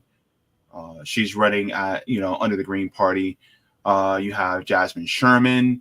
You have Dr. Shiva and Claudia De La Cruz. So you have a plethora of people who are running outside the duopoly right now that also are getting more eyes on them, because people say Biden, Trump, it's like one fash, two fash, red fash, blue fash. And that's the way it looks like to them. Yeah. And they're seeing it. It's like that old John Carpenter movie, They Live, where if you put on the special glasses, you get to see that the people really are, the leaders are secretly crazy aliens. Yeah. And you get to see the truth. Yeah. So we got the glasses on now. So we're seeing the truth. A lot of us have been doing it for a while. Mm-hmm. And that's why I do encourage people on the left, the real left, not the Democrats, to be gentle with people in their evolution. Not everybody comes to the truth at the same time in the same way. Took me a while, right? I mean, I used to knock on doors for Democrats, make phone calls, go to fundraisers. I worked with the town Democratic Committee that I'm part of, for a township on Long Island for years. And even though I was always more to the left, I was like, this is the way we have to do it. And it took me a while. And so I remember voting for Clinton the second time. I wasn't going to, but I had a conversation with I'm very, very strong on reproductive justice. Mm-hmm. And I had a conversation with a friend of mine who worked at Planned Parenthood at the time. And she convinced me, she's like, you got to do it. And I was like, you're right. I don't like them, but I will. And that was, I look back and did it matter? What would Bob Dole have done? I think that's who was running against Bill Clinton. What a pathetic, horrible opponent he was. But it's this belief that they can do any. These are the thoughts of an abuser in an abusive relationship. They believe. Yeah, because like we worked, I worked in that. I studied that. The abuser believes they can do anything they want to their victim, and that they will always get away with it. That's their foundational belief. Mm-hmm. I am the right to do what I want. I can beat you. I can rape you. I can, abusers. I can drain your bank account. I can isolate you at home and prevent you from ever speaking to friends or family. I had somebody once who told me she lived with her boyfriend, and they were diagonally down the street from the family that she grew up, her house. Her mother and her sisters lived in that house. And when they got the apartment, she said, oh, I was so happy because I'm like, oh, I can see my mother and sisters every day. And she looked at me and said, I haven't seen them in 3 months. I'm not allowed. Right? So abusers control every aspect of your life and believe they're entitled to it. And that's exactly what's happening now. Israel's doing it and has been doing it to Palestine, including the West Bank. Democrats and Republicans do it to us. But the Democrats are the ones who say, we care. We don't. They're so much worse. They're so much more dangerous. Trust us. And then they abuse us. Yeah. And now people are seeing it. Masks are off. They're trying to silence it. When you try to silence dissent, which is not even dissent. 80% of Democrats want a ceasefire. 68% of all Americans want a ceasefire. And you've got two the Jewish Voices for Peace and Students for Justice in Palestine at a major university in the world, in the United States, globally recognized, and you shut them down and you change the rules so you can silence them. You've lost. You have lost. Yeah. They're losing and they're spinning. They're spinning out of control. And so expect more horrendous shit from them. My question to you, and I actually wanted to ask this earlier, but I'm glad that you went into this. For those of us who are on the left, and full disclosure, I'm a communist, so that's how far the left I am on. But how do those of us who are on the left, and you spoke about being kinder to people who are moving into this, how do we take advantage of these upswelling, the uptick in people who are recognizing colonization, who are recognizing what the empire is doing, and how do we use that to our advantage to tell people, look, we can have good things without oppressing other people? How do we do that, in your view? Well, I mean, I think you just did it. Having conversations, don't underestimate the importance of having, and I can be very acerbic. Although it's funny, when I do these things, I am generally in my life, I'm not. I'm kind of a goofy person. I am. Me too. Like I walk around my house singing and I make words up and I'm like, I'm just goofy. And that's kind of the essence of me. But when I'm fired up, this is me, right? Your kindness comes across instantly and your compassion comes across instantly. It's very, very palpable. And, I think having conversations with people and just saying what you said, does our freedom have to be at the expense of someone else's? That troubles me. That's a good question. And that's one thing.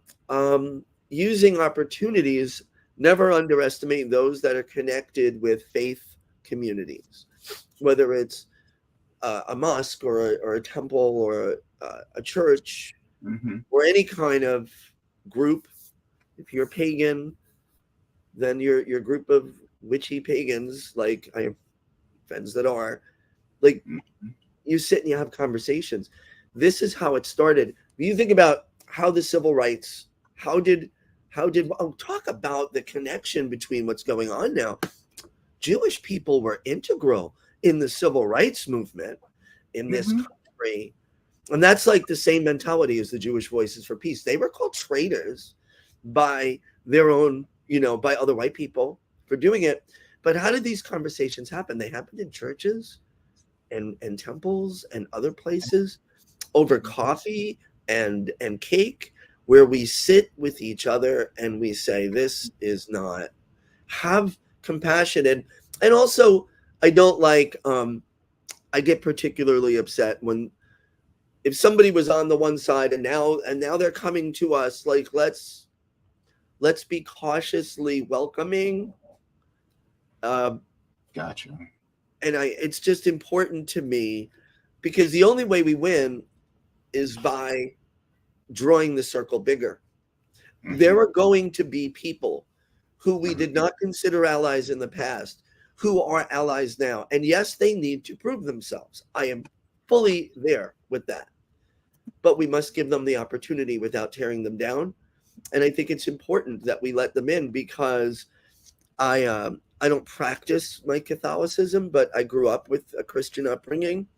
Mhm. And I like a lot of some of the parables that were in part of my faith growing up. And one of them was that prodigal son, you know, Mhm. which was that like he was a philanderer and Mhm.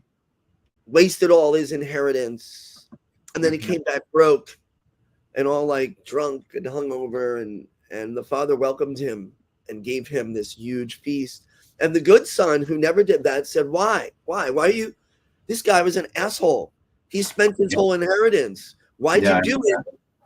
And the dad was like, listen, he came back, right?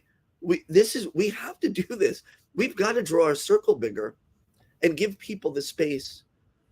We can't be like they are.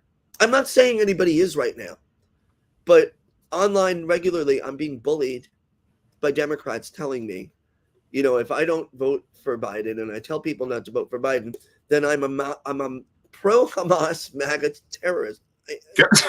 You're a bully. Democrats are the biggest bullies in our political system. They bully far more than MAGA does.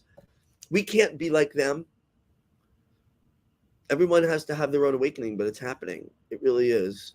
I'm telling you, it is happening. You know, by what you just said, this reminds me of something that the late Michael Brooks said.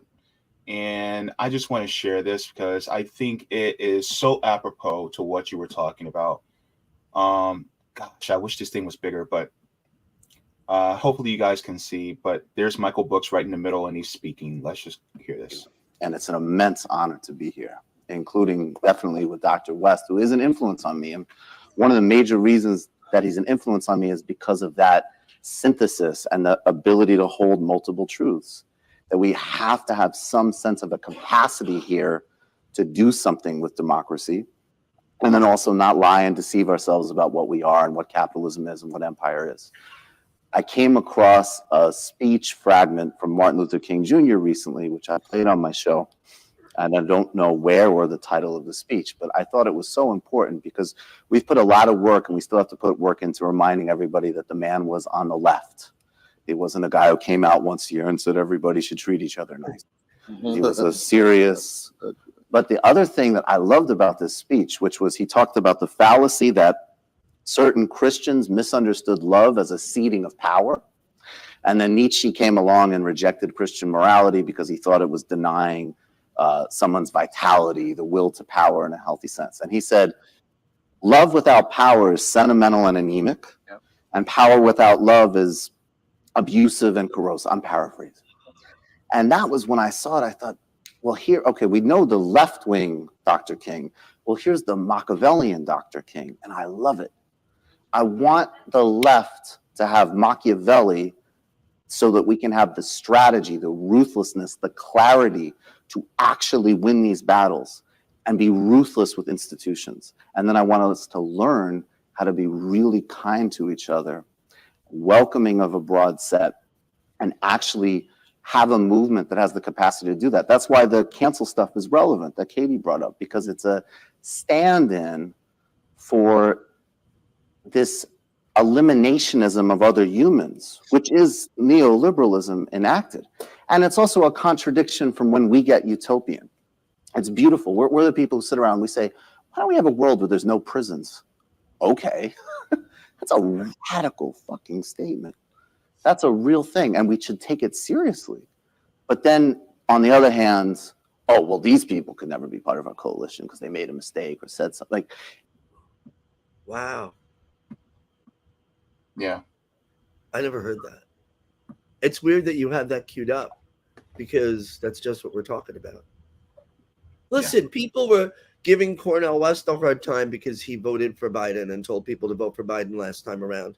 My thing is, okay, where are you now? That's a good question. You know, and if somebody says, well, I don't want to vote for him because he did that, that's your right. But to go online or go on your podcast and be like, he's a phony, well, fuck you. Because what's it like up there on Perfect Mountain? You know, can you see for miles? You're great, you're there. No, we all had our journey. Very few of us were born radical communists. Maybe some. Tupac was, and they killed him. Yeah, they killed him. What's up with Diddy? Don't even. Oh, I gotta look into it. I never liked him. And there you go. That's all I want to say. And I think he had something to do with, Big Papa. But anyway, that's beside the point.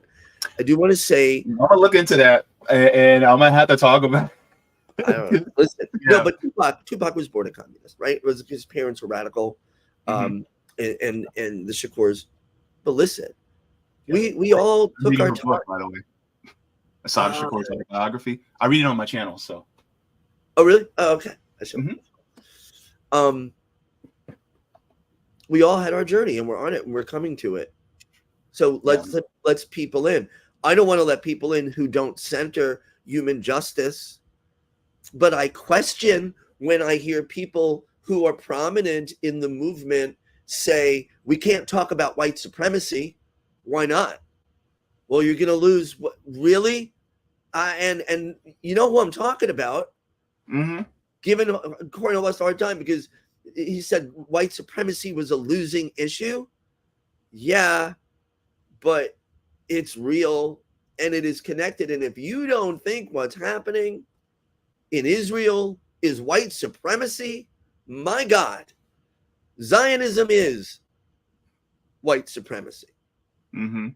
Embodied in a political movement. Judaism isn't.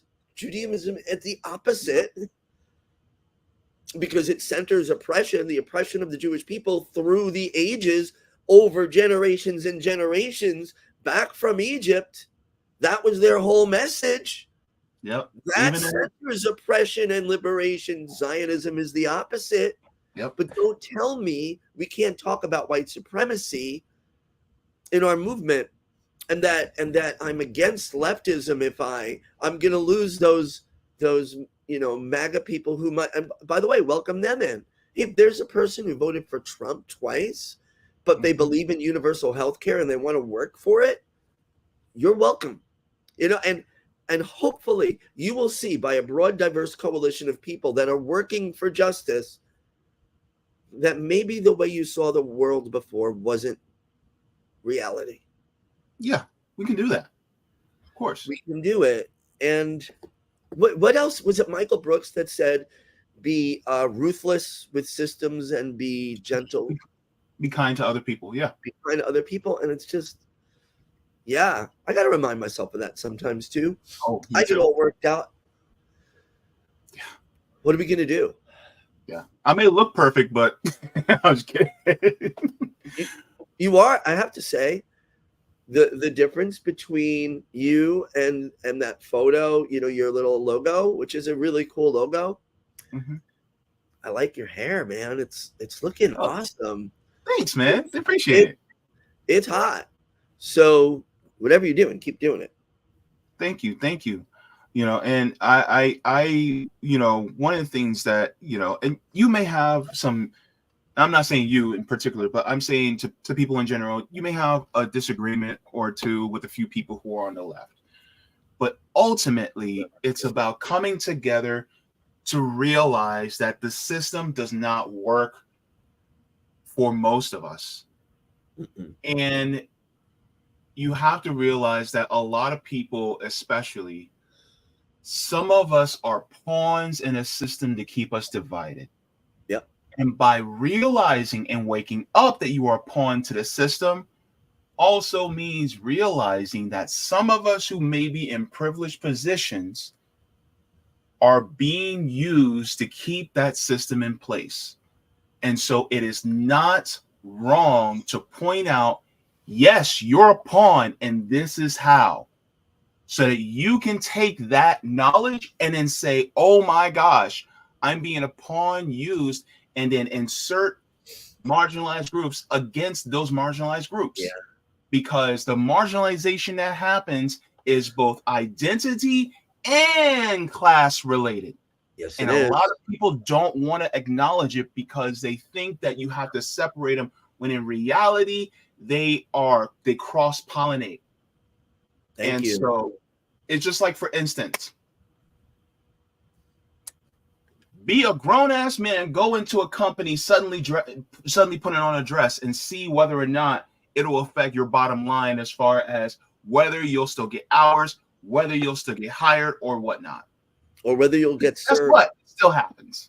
Whether you'll get served, at a getting pizza, how you get treated. Yeah. Well, this is again why another thing when I hear prominent people on the left who have big platforms start shitting on the trans community because it's a cheap shot. They're punching down, and I'm like, punching workers. And homeless people, right? Trans youth more likely to be homeless than just about any other group. When I hear that, I think, well, you don't understand. And I've talked about this before, and what keeps coming up, which really, really pisses me off. So the Democrats embrace identity politics. They wave their pride flags. They kneel in their kente cloths. They don't give a shit about Black and brown people. They don't give a shit about the queer community. If they did give a shit about the queer community, they would have codified queer rights years ago. They wouldn't have sold the trans community out when they did their marriage equality bill, which was bipartisan. Great, they passed it. I'm glad they did. You fucking sold out the trans community. So what we don't need is somebody on the left going, well, what? James Baldwin, justice delayed is justice denied. Don't you dare tell me that I can't center the struggle of my trans siblings when I'm marching for Palestine. Because you know who's telling me I can't do that? Or am I queer? Just queer in general. You know who's telling me I can't do that? Stupid Democrats and Republicans who were like, well, you try to be queer in Gaza. And don't get me started on this. Dude, do you not? I've been on TikTok. You don't think there's queer people in Gaza? Guess what? Queer people are everywhere. Yes. And if you're willing to sell out talking about white supremacy or talking about anti-queer bias, if you're willing to say, like, we're on the left, it's all about class, but we're not going to talk about that stuff, your movement is gone. It's not a movement. Movements consist of everything and everybody. And that's one of the things. And I'm disappointed with the way Dr. West's campaign has gone because of all the ups and downs. He is very good at articulating that. And no matter what happens with his candidacy, his voice needs to be out there to articulate it. I know what I wish would happen. Mm-hmm. I wish he'd run with Jill Stein. Because, listen, Jill Stein's very smart, very committed, but Dr. West is a far better speaker. I saw him at, I think it was New York City. He was out there somewhere, and this electrifying speech about Palestine. Oh, yeah, I saw that. Like, no matter what happens, we coalesce, man. We need that voice out there. That voice is serious, and it's better than mine. And you know what I mean? Like, so, but it doesn't matter. There's a lot of choices. Who knows what's going to happen? We can't predict it in this election, can we? Yeah. But going back, that excludes the recognition of the oppression of any group. That's not a successful movement. Yeah. Yeah. And, when it comes to things like that on the left, I really think that there needs to be a coalescing of realizing that we cannot divide the working class. And by dividing the working class, it's just like when somebody's constantly doing something wrong, but then you're afraid if you let them know that they're doing something wrong, that they're going to up and leave. And it's like, it's not about telling them what they're doing wrong. It's about how you say it. For instance, I could tell you how bad of a job you're doing. But if I tell you in a horrible way, then yeah, of course you're going to leave. But at the same time, if I tell you in a more kind and loving way that, look, I appreciate you and wanting to work with us in this situation, but this is more the best way to do it, because if you keep going about it the way you're going about it, you're going to risk the job and the performance of what you're doing. Talking to white people about white supremacy and how they're being pawns, used within a system in order to keep us divided. And if you say it in a kind way, it is not going to be divisive. And if they don't want to listen, well, guess what? That's on them. And that'll be on their conscience because you presented it to them. But if you present it to them in a kind way, I honestly think that a lot of them really don't want to be labeled that. They don't want to be associated with that. But if you bring it to their attention, it's just like, for me, I have to constantly remind myself not to be misogynist. Yes, gay men, we can be misogynists. We have to check our privilege too. We do. Somebody that, hell, I had to check my internalized ableism a couple weeks ago. That's true. I have to do it. I have to check my I have internalized white supremacy because of living in this system. So if I have to check it, everybody else has to check it too. And the thing is, I think it's okay. Not to accuse people and just to say, listen, and those that I'm referring to who are saying, let's not talk about white supremacy and all this stuff. I don't think cancel them. I hate canceling. I'm not a cancel culture person. Then let's have conversations about why we need to do this. And when talking to people of privilege, white privilege, I mean, I'm in that position where I get to talk to audiences, and I center discussions of privilege in whatever I'm talking about because I have that platform, right? And I use it because I think the only acceptable purpose of privilege is to dismantle privilege. That's our responsibility goes with it. So how do I do it? I use my platform. And I've had people say, like, well, why'd you have to bring up? I'm like, well, let's talk about it. Let's talk about it. And I come from a place, I don't know everything. I speak confidently, but there's a lot I don't know. Same here. And I question myself constantly. But ultimately, we're on the right path. I think scholars being able to connect the struggle for Palestinian liberation with the struggle against white supremacy is very helpful. And then connect it to access to resources. Yeah. And so there you've got your whole, look at Palestine.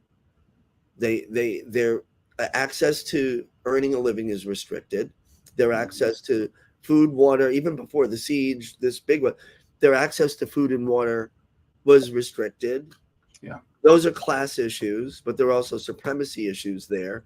And that always works, like you said, inextricably linked. Yeah.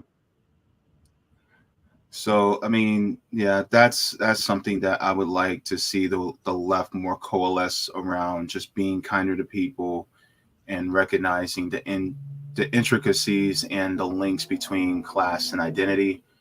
But yeah, so as far as that goes, like, God, I knew this was going to be a great conversation between me and you, but I didn't realize it would be this good. It's kind of like, I'm sorry, go ahead.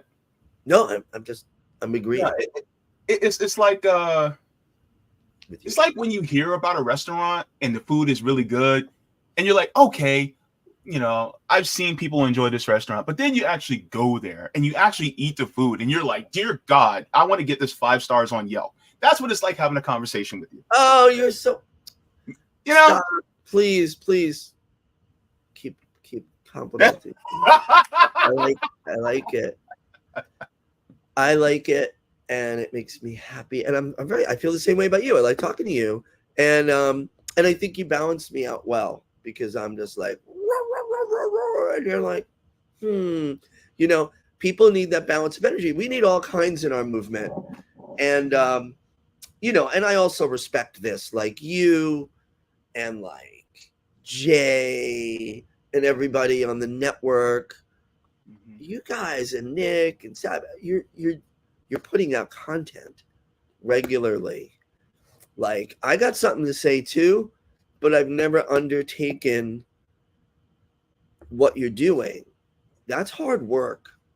Like, there are days, I'm sure, well, you also deal with your illness. There are days where you're just shot, you know, and I'm sure that's true of anybody, and yet you do it. You guys are always there. Anytime I turn it on, it's on. I can always watch new RBN content almost every single day of the week. And I have to say, I applaud that commitment. People appreciate it. People appreciate that you're there, that you're consistent, and that you're a voice. And I can tell that because anytime I watch any show on RBN, I just look at the comments and everybody's engaged. So I do appreciate it. It's easy for me to come on for an hour or two and be like, you know, and do my whole thing. You're doing this all the time. So having the platform, I respect it. I also want to say something, if it's okay. Sure. When it comes to cancel culture. So like, I watch Breaking Points with Crystal and Sagar. And I know a lot of people on the left are like, rah, rah, rah, rah, rah, rah. I don't like them. And my thing is, I learned things from it. They're really good on labor issues, worker issues, have been really good on Ukraine, calling for a ceasefire since the beginning. I'm not trying to sell people on it. I'm saying I also saw the interview where Crystal and Kyle, he's not on Breaking Points, but like she is, where Crystal and Kyle interviewed Bree. And I didn't like the way that conversation went. And you know what I can do? I can watch that and say, didn't like it. And then watch this other thing and say, I learned something from this and I appreciate it. I think we need, you know, I'm not telling people what to watch and what to think. But not everything I hear on yours, sometimes I hear you guys say things and I'm like, oh, I would say it differently, or I don't agree with that. I'm not, but I watch. Like, we can't, and I'll probably change my mind tomorrow. I do. But I think there's stuff to be learned. And when I hear somebody who's more establishment, like, I can't stand Joyanne Reed. She just gets under my, it goes back to, she was a guest host on that progressive serious radio station for a while. And I was a caller, and I got some good points, and she just hung up and like started saying horrible things about me after. So I'm like, whatever. And then she blocked me on Twitter. It was a few years ago, during 2016 with Hillary. So I've always not liked her. But then she said some really good things lately. So like, I'm glad she's saying them. Let the people on CNN and MSNBC who still have some audience, not a major audience, when they start coming around, I'm actually regretful. I just want to say this, because I've been ripping at the squad for a while, calling them the fraud squad. And then I had a tweet the other day because AIPAC is organizing against all the members of the squad. And I regret, you know, I'll never take that tweet down because conversations exist under it. I don't want to silence it. But I was like, oh, now you're asking for our money after you didn't fight for Medicare for all? Like, screw that. And I am kind of regretful because honestly, I'm glad they're saying what they're saying. Not all of them are as forceful as Rashida Tlaib, but I have to say, I'm grateful that she is being forceful. I'm not great about the Democratic Party, but I think we have to be like good on Rashida Tlaib. You know, you don't have to be, but I'm just saying, like, yeah, she's been feckless before. Okay, but she ain't being feckless now. So welcome. And you should leave that damn party. Yeah, I honestly think that the party itself, I think that somebody like Rashida Tlaib, if she were to leave the party, I think there will be a lot more freedom for her. Yeah. I think a lot of them are kind of like caged birds, where it's like they can fly, but they can only fly within that cage, right? But once they leave that party, I think that some of them, not all of them, because I think some of them are really just in the party because they really want to be in that party. but I think some of them feel like caged birds. But What is the bird saying? I think it's the seed is really good. They get their water. Things are popping right within that nice cage. $175,000 a year cage. Yeah, that $175,000 a year gold-plated cage with that great health care. Nice. And it's like, what is worth more to you? Is it being within that cage and having the safety in that cage, or actually being out here with the rest of us birds? And yeah, we may not get that regular bird seed all the time, but at the same time, at least we can fly whatever the hell we want, and at least we can actually do the best that we can for the people, rather than being confined within this capitalist party that continuously shifts and helps us move further and further towards fascism, right? Yeah, we're there. Yeah. And you said it beautifully, and you made me think of why does the caged bird sing? Mm-hmm. And I think there was a good argument to make in the past. Mm-hmm. If somebody had said somebody like Rashida Tlaib should leave and go independent, and the good argument would have been, yeah, well, she'll get crushed, and the media will never pay attention to her. But that is not what the case is now.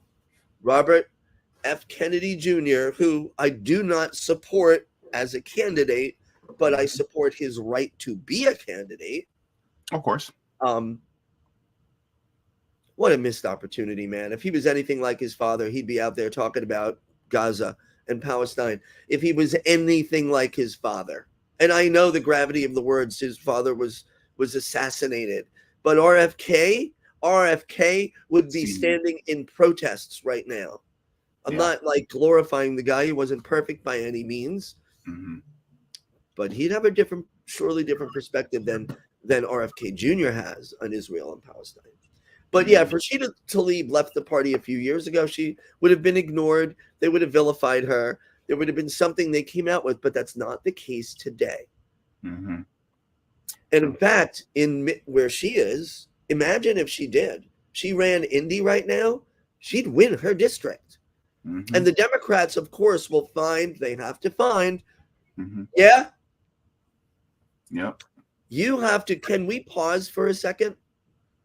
Or because I have to run outside for a minute. Go ahead. I can do some housekeeping while you do that. I'll stop the camera. Okay. So while he's doing that, just if you guys have not, please make sure to give the stream a quick like as well. This conversation is going a lot better than even I anticipated, which I knew it was going to go good, but it went even better. So thank you. Please make sure to like the stream. Also, to anybody who's watching right now, if you guys have not, you guys can also become patrons on Patreon. Just to let you guys know, my channel is demonetized. So if you guys can become patrons on Patreon, or you guys can send anything. If you guys were going to send super chats, then you guys can do that through PayPal, since super chats are disabled right now. So thank you so very much. And as well as that, if you guys would like to, you guys can also become patrons on Patreon. Anybody who is a member, thank you so very much, because without you guys I would not be able to do this. Just to share with you guys the tiers on Patreon as well, just to share that too. Let me do this. Just want to give you guys a shout out.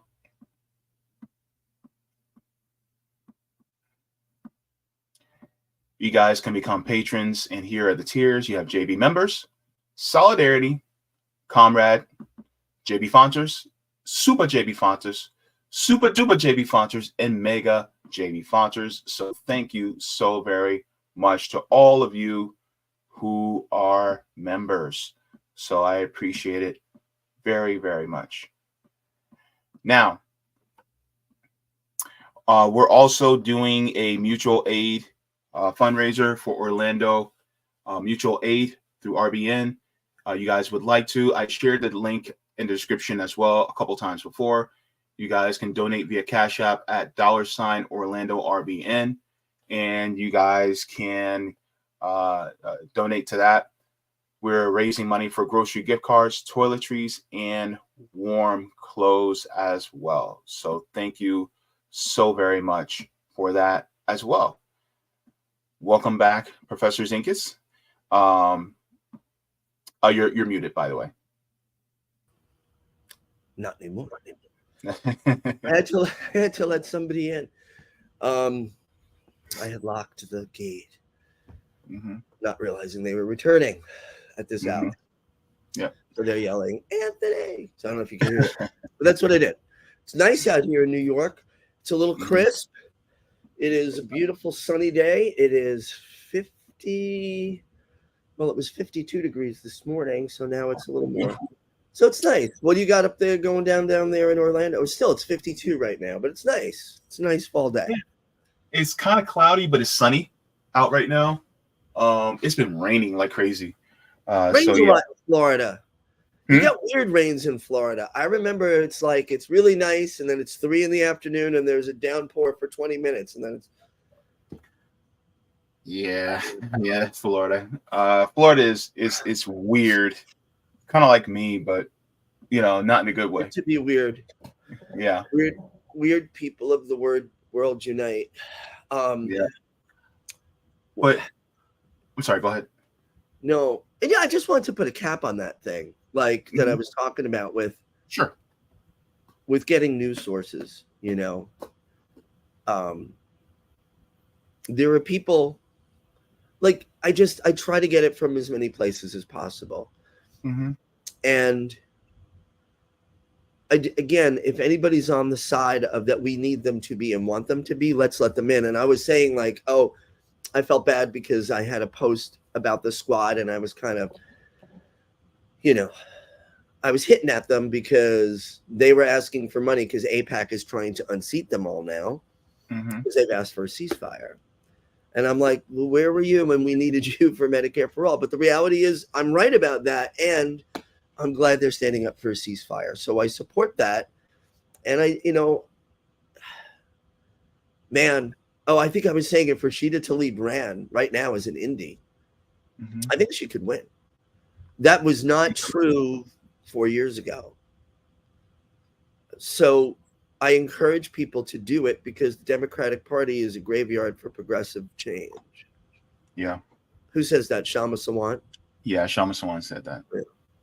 I met her. She's uncompromisingly amazing. Yeah, she's pretty awesome. Met her a couple times on here, had her on the stream before a couple times. So I haven't got to meet too many of these people in real life. I would love to, but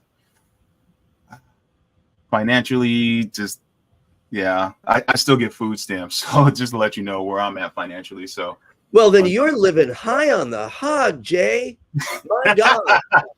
I heard that people that get food stamps eat steak every night, and their kids all have the latest iPhones. God, I was on it. Yeah, it's crazy. And then fuck you very much, Joe Biden and Democrats, for cutting SNAP benefits. You cut SNAP benefits because you hate the poor. So let's just come out and say it. Oh my God, I'm right on top again. Democrats hate the poor. Democrats hate black and brown people. They use them as props to make us think they don't hate them. But when the push comes to shove, there is 8 people that are supporting a ceasefire to stop a white supremacist, ultranationalist, far-right, Trump on steroids, maniac, psychopath, freak in the Middle East from completely erasing the Palestinian population. And only 8 Democrats stood up and said, we should probably stop the bombing. That and you know what? I should support them. Maybe I'll call their offices on Monday and say, listen, thank you. I'm really mad at you for Medicare for all, and I will not relent on that. But really, thank you for standing up because the political consequences are going to be big. AIPAC is, look who they are. They are extremely powerful. But guess what? The people are more powerful. The people have power, and the power of the people won't stop. Yep.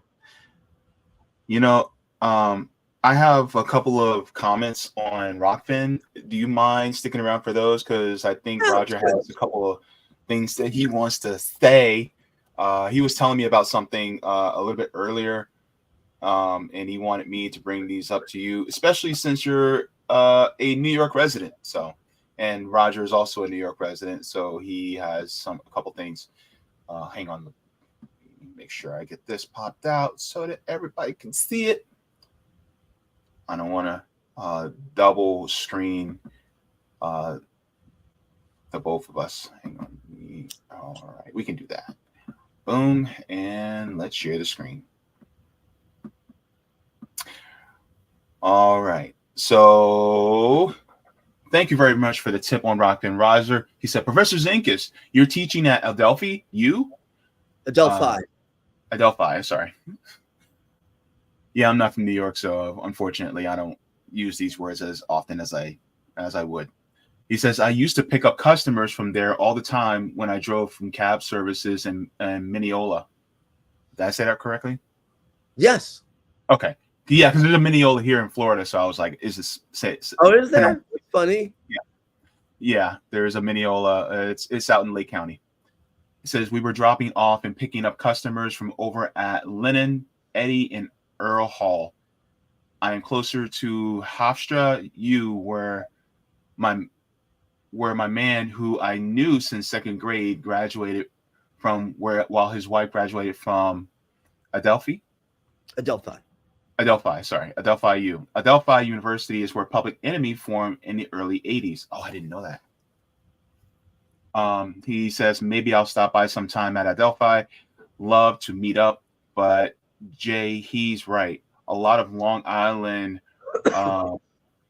RR communities are in the wealthier areas of Garden City, Roxville Center, Wilson Park, East Wilson, Great Neck. Not sure if those are the real wealthier areas like the Brooksvilles, Old Westbury. Our commuters, though, I imagine they take private car services. They dare not ride with us working on LIRR. Oh, Long Island Railroad, is that what you mean? Yes. Okay. Good, you're learning Long Island lingo. Funny part is because I'm originally from Camden, New Jersey, so I live down here. Okay, yeah, that's right. I've heard you say that. Yeah, but so I've lived down here for so long that a lot of these things I don't really hear about. Thank you so very much for the tip, Laura Beza. Thanks enough for the next tip, Roger Meadows. He says, "What happens when?" Oh gosh, what happens when Bush becomes president? You ask. Well, it's obvious. He F's the country. Also, Professor Zenkus, you come into the Palestinian protest in Hicksville Sunday, November 26th. So he's asking you that. What does it say? I can't see that. Say that one again. He said Hicksville Sunday, November 26th. Oh, yes, I know about that. They're marching. Yeah. There's a pro-Palestinian. Yes, Roger, I will be there. And Roger, if you ever want to meet up, we can meet there that day. DM me on just make sure I follow you. And if I don't, follow me if you're on X, Twitter, and I'll follow you back and we can DM there. But I will be there 26th. Feel free to come up to me. It's Sunday after Thanksgiving. And yes, Jay did not know this. Public Enemy formed at Adelphi University. Chuck D, at the time known as Charles, had a talk show on the radio, the Adelphi radio station. Really like, he's an intellectual, dorky kind of guy. Nobody expected. Then boom, Base, how low can you go? Death Row, what a brother know. Next up, the incredible, rhyme-animal, uncannibal D, Public Enemy #1. Listen, not bad. Wow. That is fucking awesome. A brother like me says Farrakhan's a prophet, and I think you ought to listen to what he can do to you. Don't believe the hype. It's a sequel. Is an equal. Can I get this through to you? All that stuff. I grew up listening to that. Listen, I love it. But we can. And I think maybe today is a Public Enemy day. Maybe I should do some Public Enemy. I wish that was still. I mean, there are still people doing stuff like that. It's pretty cool. Yeah. Yeah. But yeah, so we can do that. We can meet up. And Yes, so Long Island is going to have the first pro-Palestine march that I've seen advertised. New York City has been having them constantly. I'm not saying there's been no actions on Long Island, but this is the first one, like big one. And they are marching to,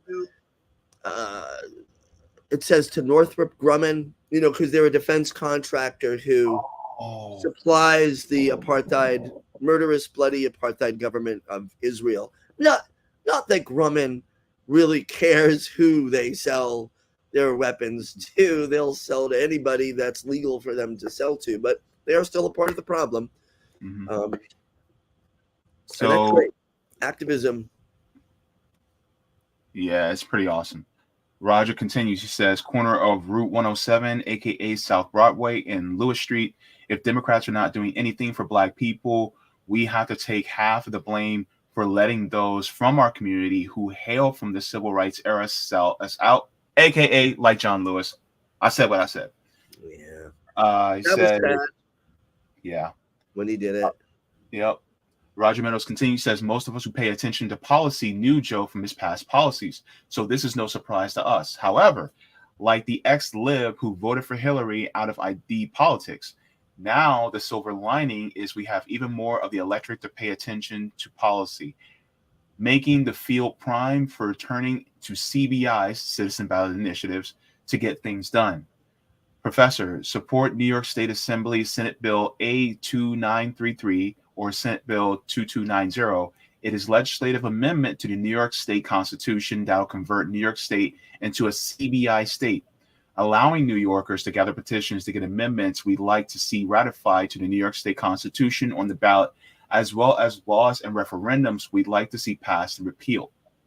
It says placing our own amendments, laws on the ballot so that we don't have to depend on politicians and getting things done in the states where it is since nothing is happening in DC, eventually it bubbles up to DC as more states fall to citizen power.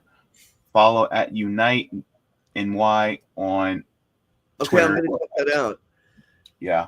I didn't know about that. And he said in their website here, it says they are a 501c3 in New York State who is pushing and less help. I'll put that in the private chat as well for you, Professor Zenkus. I'm reading the last comment. Mm-hmm. He said, I'm originally from Freeport, Roosevelt area, and I used to see Flavor in the street all the time back in their heyday. Yeah. Remember, Chuck came up to my job at Bobby Rubino's in Freeport back in the days.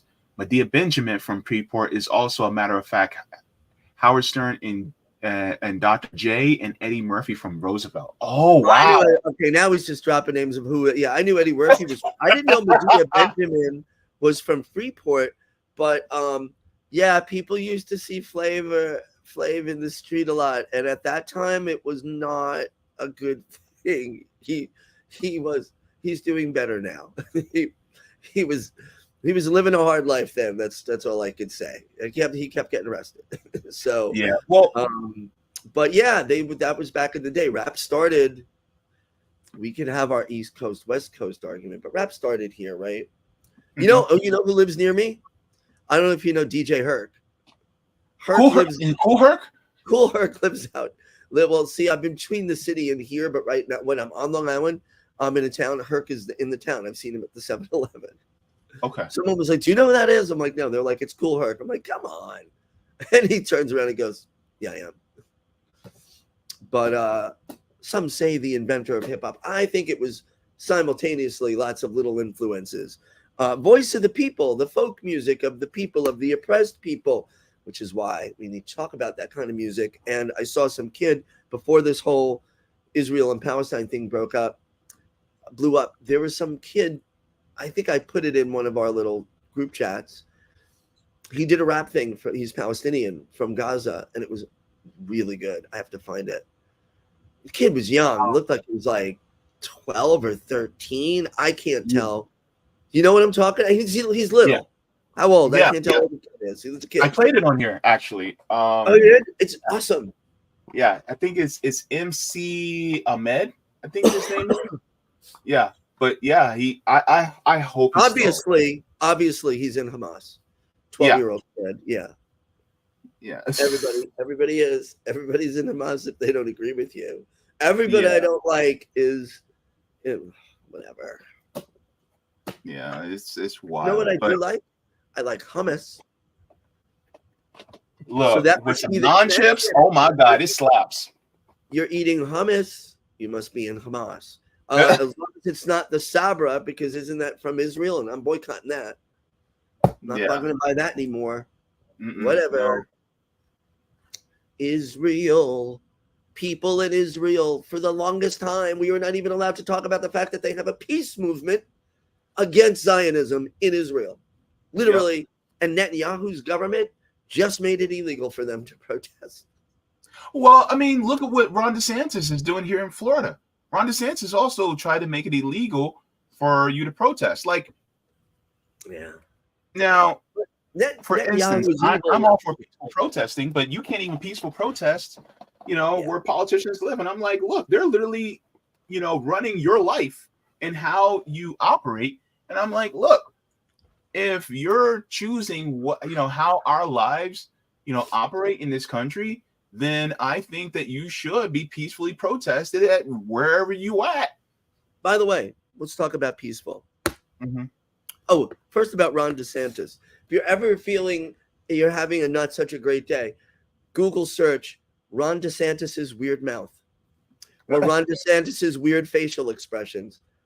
The guy is, he'll never be president because he's just so socially awkward and goofy.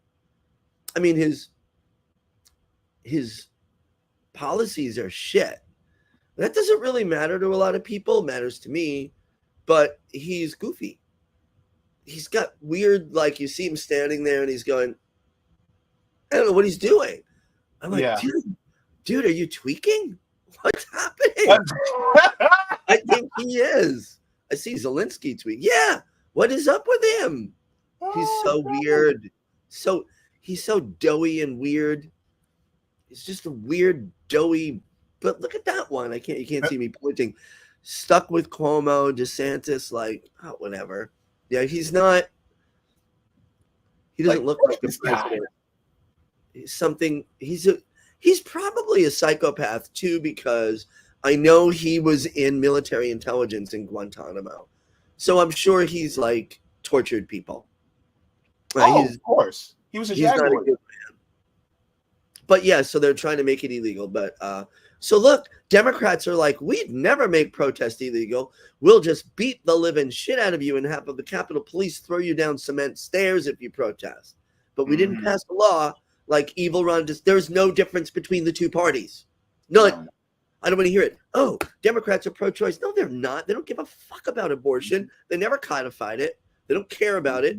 And they elected a president who supported the Hyde Amendment his entire career, which punished poor women by making it impossible for them to get abortions. Fuck Joe Biden and fuck anybody who still works. I'm not talking about individual voters. Some people feel they have no choice. I understand and don't agree. But anybody who works to get that man reelected, he's not going to be the nominee. He's not. There's no way. There's no way. He's not making it. But whoever replaces, whatever. And what if he is? There's a small chance he is the nominee. Try to push him across the finish line. Do you think that what do you think the most likely scenario to happen regarding who the nominee will be? I think it's likely to be me. No, I'm not a Democrat. I don't know. I did a long I'm sorry, I said it. I was like, yes, I'm secretly announcing the last thing I'd ever want to do is to be in politics where I have to pretend to like people I don't like talking to. Yeah, because if I don't like you can the option. If I'm out, right, and I'm out and about doing my thing and I'm talking to somebody I don't want to talk to, I literally can just walk away. Yeah. Yeah, because don't let me be a politician. Because if I see Nikki Haley, I'm gonna be like, I know, throw her shade. She's an idiot. She's an idiot, but she's beating Biden by more points than anybody else on the Republican side. But who do I think the nominee be? Here's the problem with the Democrats. I did a thread on this a few months back. They are fucked. Oh, yes, Biden, they are. Say I'm a Democrat, and Democrats, I'm trying to help you here. I've been trying. People don't realize they're like, you're a secret Republican. I'm like, no, I've literally been trying to help Democrats since 2016 be better so they don't lose. I've been trying to help by saying all the real visceral things I say, and they never listen. So now it's on them. Yeah. They are screwed. And here's the problem. If I was a Democratic consultant right now, and I'm sure this is happening, I'd be sitting and saying, how are we getting Joe to step aside? Like how it's already a non-starter that he cannot be the nominee. How are we getting him to step aside? So there's a number of scenarios with which that will happen. You will know it's happening when Obama visits the White House next. Now it could. Can you hear me? No. I'm just reacting what you said. Or Obama goes to his Delaware beach house. If Obama goes to his Delaware beach house or has another visit to the White House and we know about it, that's the tap on the shoulder, you know, when you're dancing, like, okay, I'm taking over. And whoever it will be, Obama gets to pick the next nominee. That's it. Him and his people who are still fairly in control. So here's the problem. We're not talking about Joe Biden stepping aside from the presidency. They are praying Biden, listen, the man's 80. Anything can happen. You look at insurance actuarials. As you get older, your chances of dying of anything increase every year. Okay? Yeah. So he's 80. That's reality. Mm-hmm. Anything can happen. He could become disabled and not be able to ever meet the obligations of the presidency. And then, of course, you know, they would invoke the 25th and Kamala would take over if he was incapacitated for any reason. And I don't wish this on him. Actually, I want him to live a nice, long life and get to see people hate him for the horrible things he did. That's what I want. And an orange jumpsuit. Yeah. And then he can repent. But here's the problem. They don't want him to have to not be finishing his term, because then Kamala would become president. And then if Kamala became president for any reason, my fear and concern would be, I don't even want to go there. I don't want to put energy into it, that there would be events that happened which they tried to get the country to rally around her. And I don't like to think about that scenario. So he steps aside from the candidacy somehow. And the most likely thing is health reasons. And he could just say, like, listen, you know, we found a polyp. That's who knows, whatever. And we found a polyp. What is a polyp? I don't know. It's like a little bubble of precancerous. I have no idea. I'm not a doctor. But I remember like hearing about presidents having polyps removed. And so I don't know. But they found something, right? So they're the most likely scenario is they could legitimately make it health related and say, and he says, for the good of the nation, I'm stepping, so he looks magnanimous. Who becomes the nominee? Now, in a normal world, Kamala Harris, of course, would be the nominee because she's the vice president. But she can't be the nominee because she's polling worse than he is. I just saw a recent poll where she was polling a little better than him. But the woman had to drop out of the... Listen, we all know. Nobody likes her. And here's the thing. She's not serious. Like Joe Biden, I don't like him, but he sounds serious when he's talking. Like, I'm super serious. And you blah, blah, blah. I mean, he does. He sounds like he's serious about what he's doing. She always sounds like she's goofing. Nobody takes her seriously. She's not. So here's the problem. She's black. She's Indian. She's Indian, right? And black. Yeah. And a woman. And the first woman vice president ever. You're not going to make her the candidate. You have an open primary. This whole system is upside down. Primaries start in February. You have to register for these things. What do they do? Now, Newsom is waiting in the wings, right? Mm-hmm. And he's got really good hair.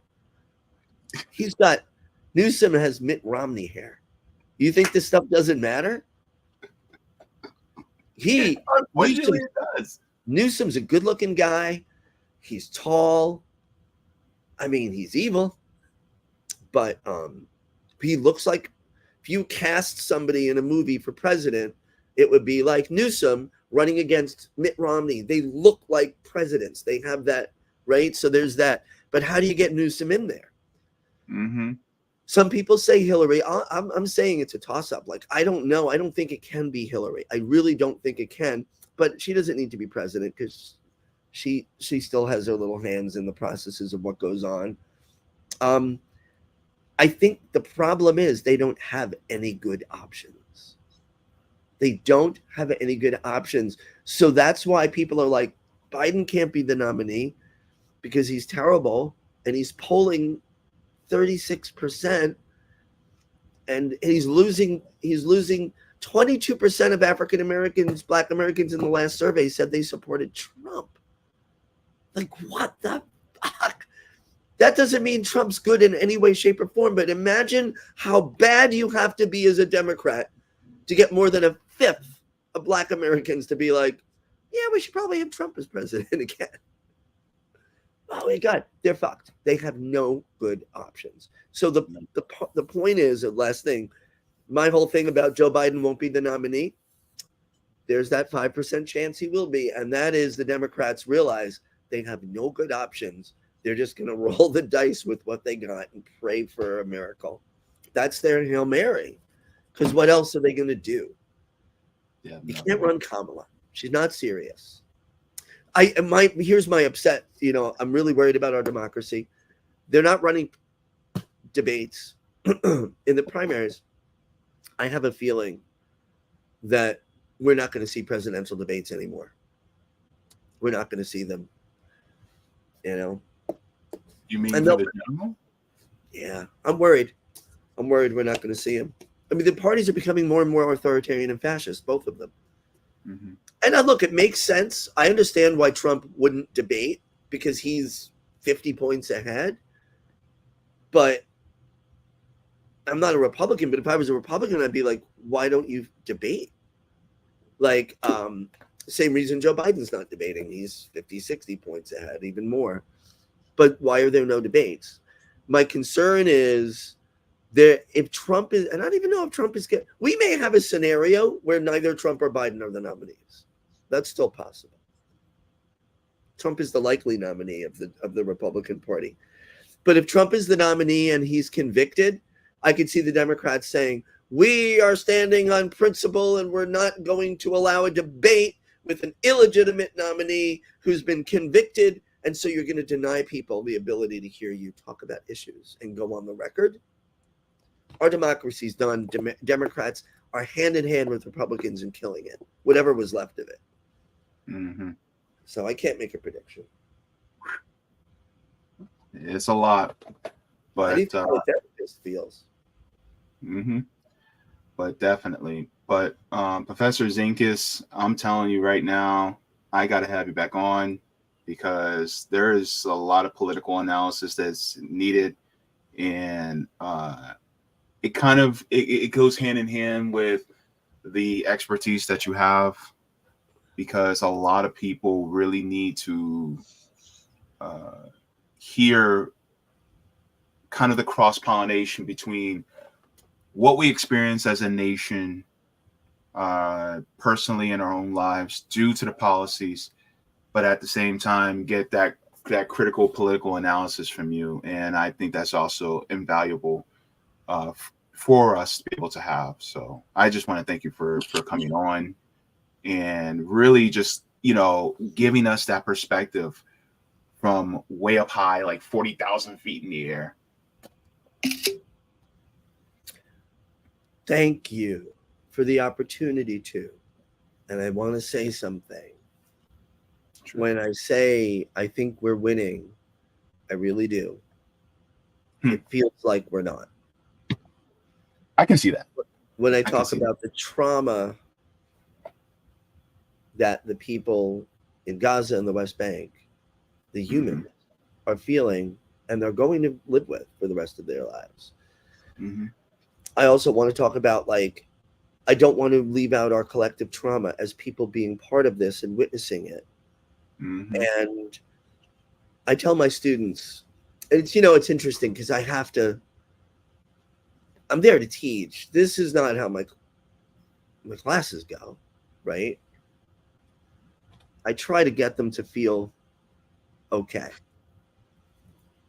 You know, I had a student in one of my classes. Is it all right to just share this real quick? Sure. Yeah. Yeah. So after Gaza, Palestine, that whole thing, you know, happened after October 7th, and then Israel starts bombing away. I asked my classes, how are you doing personally? Like, how do you feel?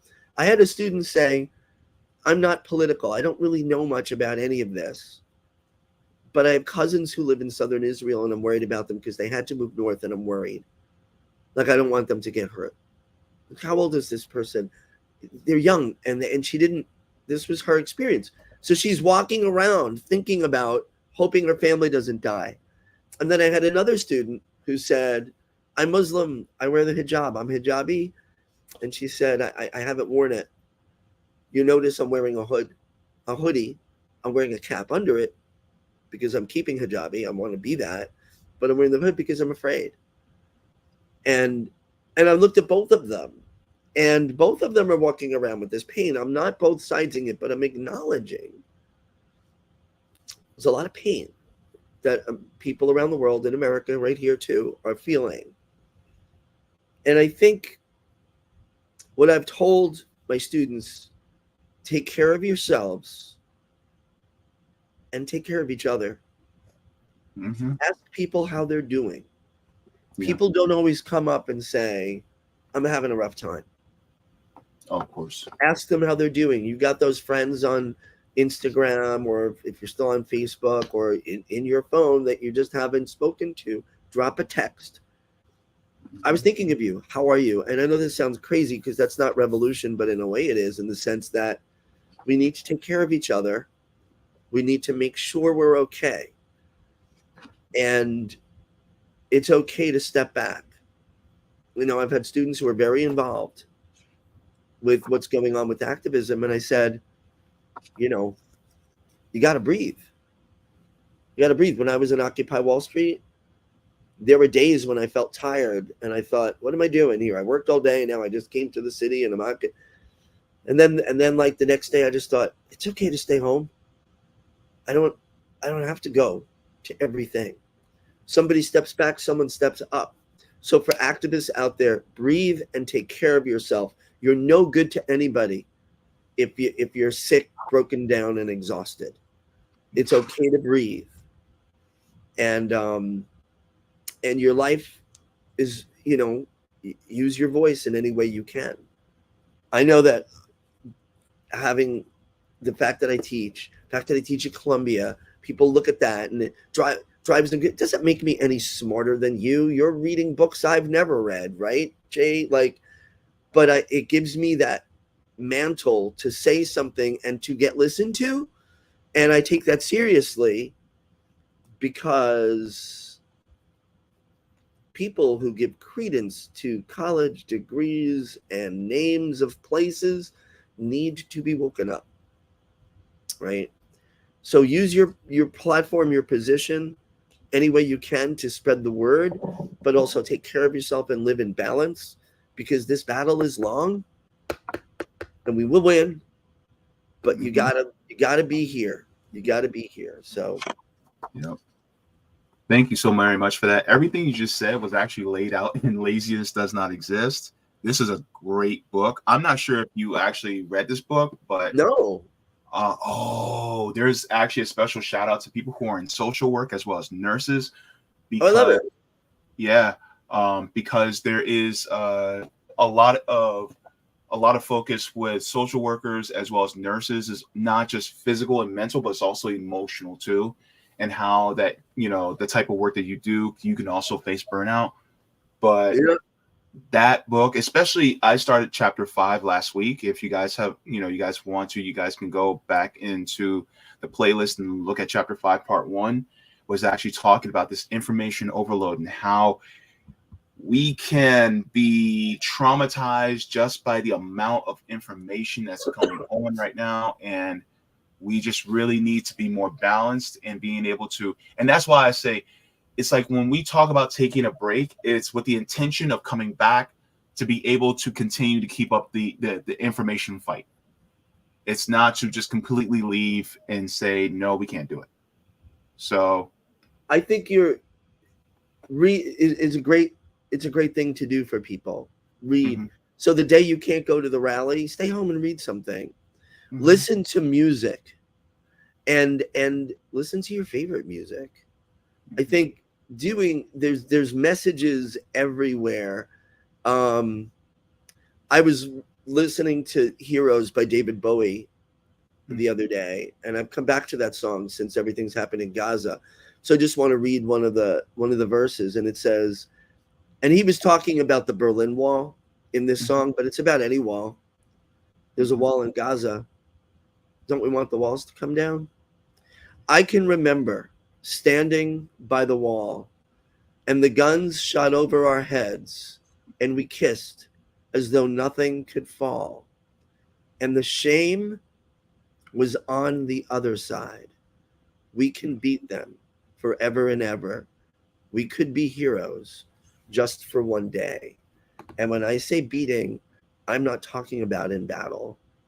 I'm talking about in spirit, not allowing ourselves to be crushed. And the belief, and I think about that picture of that kiss by the Berlin Wall and what it meant. And I think about the spirit, that kid, that rapper, MC Ahmed, that spirit that doesn't die, that little tiny plant growing through the crack in the pavement where life doesn't seem to exist, and then there it is. That, seriously, that hope, that's what I'm talking about.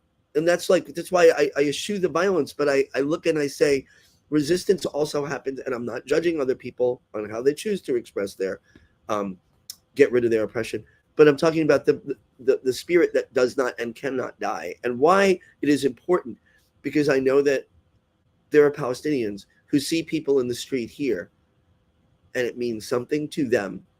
And so that's why we do it. But we got to take care of ourselves and each other. It's all about love. Yeah. Thank you so very much. So much.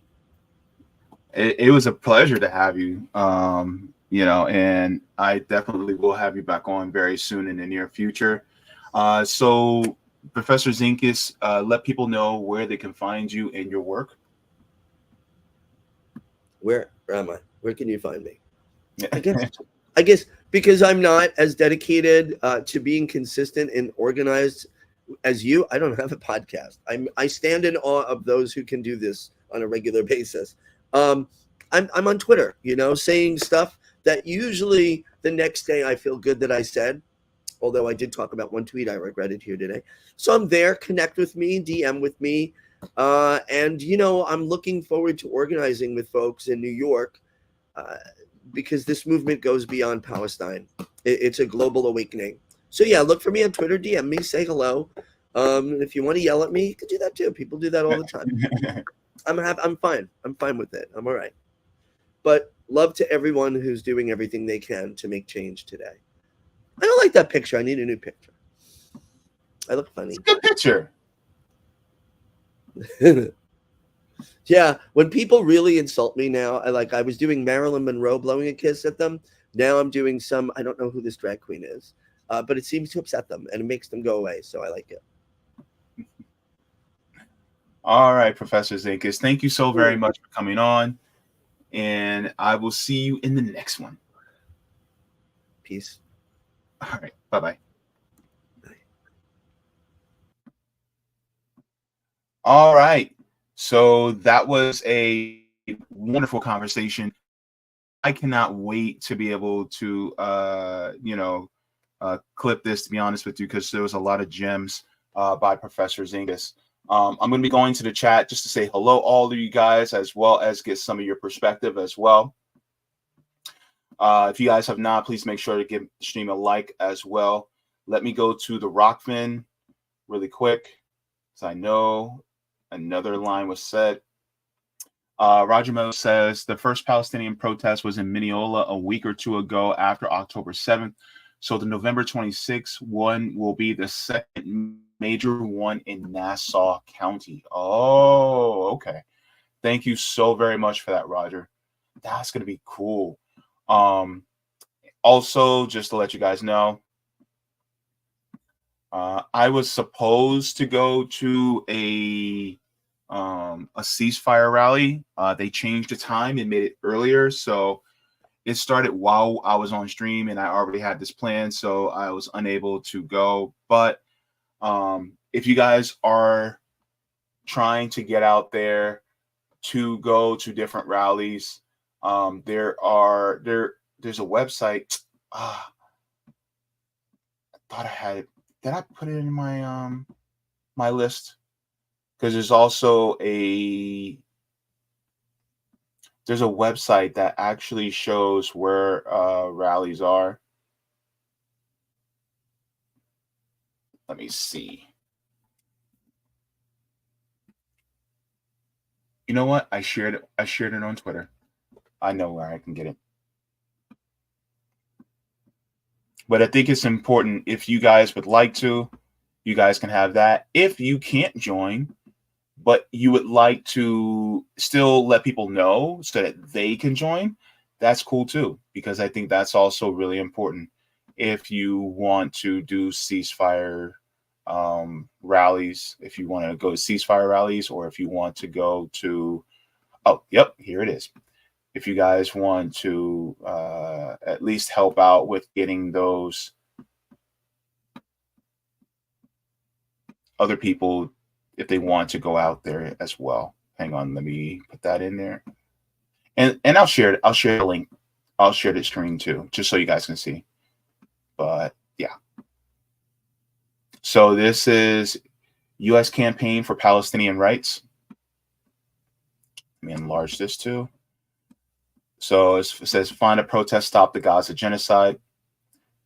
So you have that. So it actually talks about there is no both sides in Israel's 75 plus years of ethnic cleansing, apartheid, and colonialism. And so you guys can actually also go to different protests. So it shows, Friday, November 17th, which was yesterday. This is all yesterday. Today, you have Pasadena, California, Stockton, Dearborn, Michigan, Bozeman, Montana, Indianapolis. Look, you have Anaheim, Omaha, Fayetteville, Hartford. Today was supposedly at 3 p.m., but it got changed earlier, so I was unable to make it. But I wish I could, but if there's still something going out there, then I'll try to make it out there. But unfortunately, it got changed a little bit earlier. But thank you so very much for anybody who is looking at this and wanting to join. So yeah, speak out against all the oppression that's going on. And also, just so you guys remember, do not forget Haiti, Sudan, Congo. I'm hearing stuff that's going on now in Papua New Guinea. Like, there's a lot going on right now. So also make sure to do that. And to those of us who are disabled, who can't go to these, the best way that you can protest is to share information, as well as share links like the one I just shared, share streams, and not just mine. People like information from people like Dan Cohen, Abby Martin. She has the Empire Files. Share, what RBN is talking about. Share what Sabby Sabs is talking about. Share with Danny Hyphont's channel. Share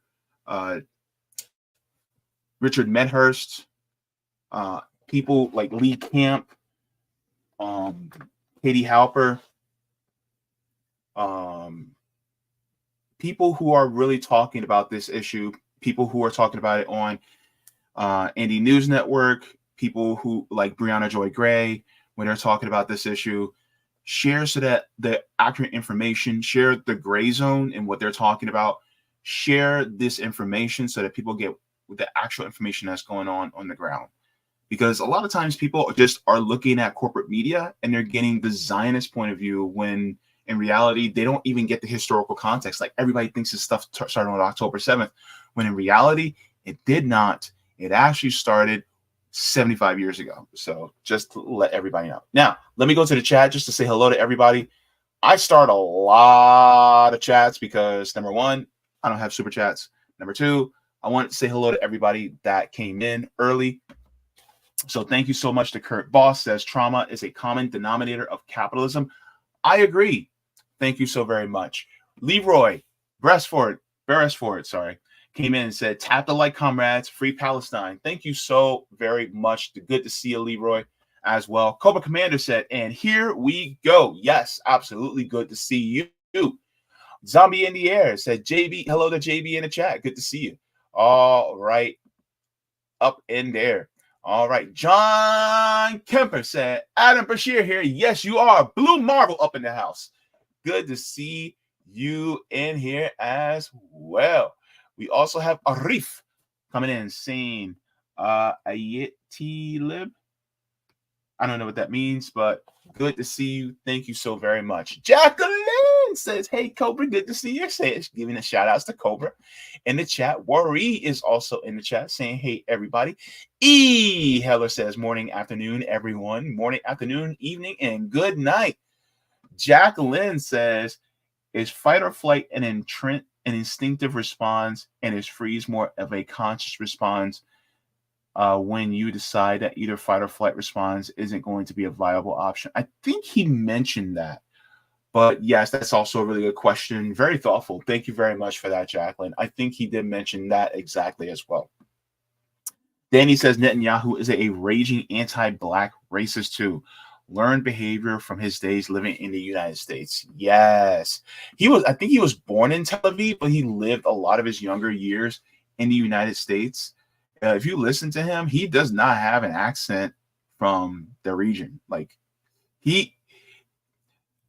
Benjamin Netanyahu is an American dude, basically. Let me see. Beach Girls Hari or Beach Girl Shari says, personally having a hard time dealing with people telling me that a lesbian shouldn't support Palestine because they hate gay people. By the way, while we're talking about this, because I got to get going and I'm hungry as hell, but I got to say this. People who are supportive of Israel need to stop weaponizing LGBTQ issues in order to push a genocide. That is not allyship. That is manipulation. That is manipulation to continue the oppression of other people. That is taking the rainbow flag, slapping it on a bomb, and dropping that bomb on an oppressed people. And I don't play that shit. You might as well look by that same logic. Do you feel that we should be doing the same thing to Florida, Texas, North Carolina, Georgia, Louisiana, Alabama, Mississippi? Do you think we should do the same thing to Gaza that you think we should do the same thing to these states that we're doing to Gaza?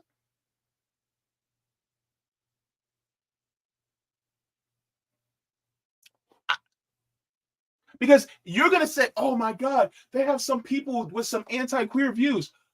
Okay. What about the United States? What about Florida? I'm in Florida. Do you think that Florida should meet the same demise as Gaza? Because you got people like DeSantis running shit?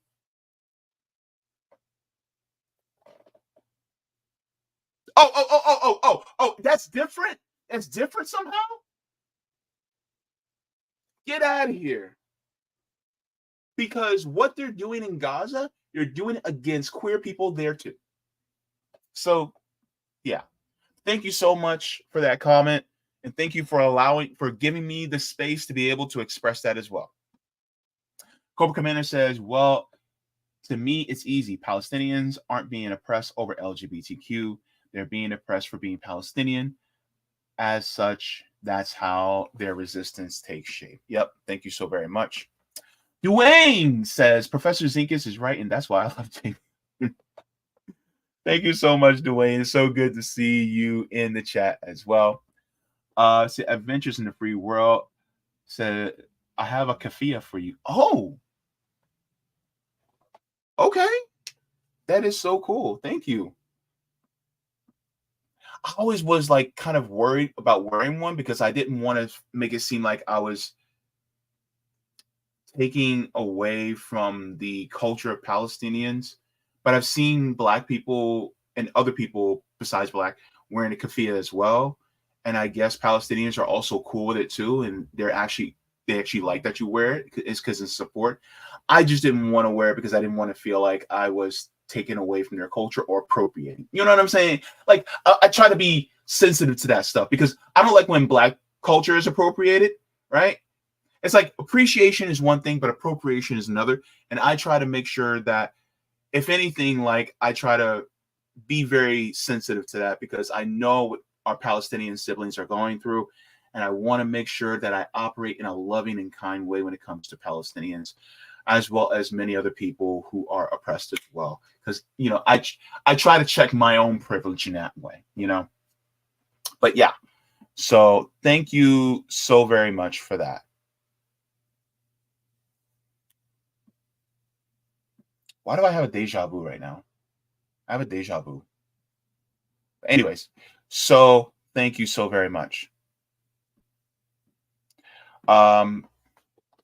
X Prodigen says, forgot you had a rumble. Yeah, so here's the issue. I forgot to do the full setup of Rumble before the stream. My apologies to anybody who's watching on Rumble on the rewatch. I meant to create it, but I was running around and I forgot to put that in. So my apologies to anybody that was trying to watch it on Rumble and didn't get the stream. That's my fault. That's on me. So I apologize about that. So I'll try to see if I can upload it to Rumble. It should come up on Rumble, but I'll try to upload it to Rumble as well so that to make sure you guys also get the stream as well. But my apologies. But thank you so very much for that. Yeah. Zombie in the Air says that's basically saying that you should only want justice if you get something back out of it. Exactly. And the thing is, I want justice for people just because some of them may not be in line with LGBTQ rights. Does that mean that they should still be genocided?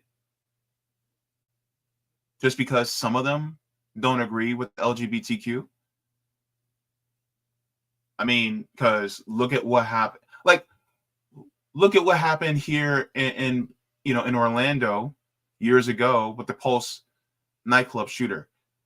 Just because that person massacred 49 people because they're, by the way, Omar Mateen is one of the worst closet cases I've ever seen. But just because he massacred 49 people, does that mean that the United States government should send and shell all of Florida because of what Omar Mateen did? See how weird that sounds? It sounds weird, right? That's out of place, right? This is exactly what's going on in Gaza. This is the logic that people are using. That Gaza should be shelled just because there's a few people who are anti-queer. Like, no, it doesn't work that way. That's inhumane. So, yeah.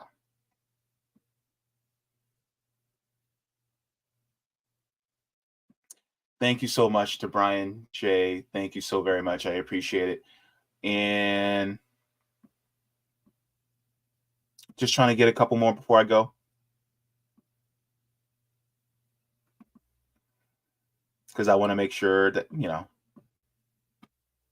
all one Samson is shouting out at the wall. Yeah.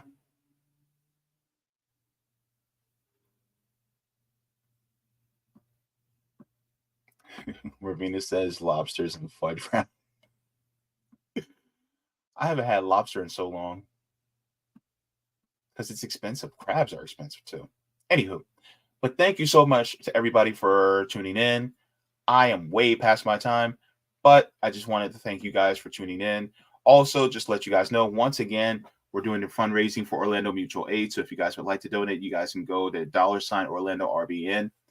And we are trying to get as much as we can so that we can help out with grocery, gift cards, toiletries, and warm clothes for our homeless neighbors here in Orlando. So thank you so very much. And anybody that sent me anything via PayPal, thank you so very much. Actually, I need to check that just to see if anybody actually said anything in like a super chat type way, because I haven't. But a brother's broke, so just letting you guys know, it's been a time over the last week. But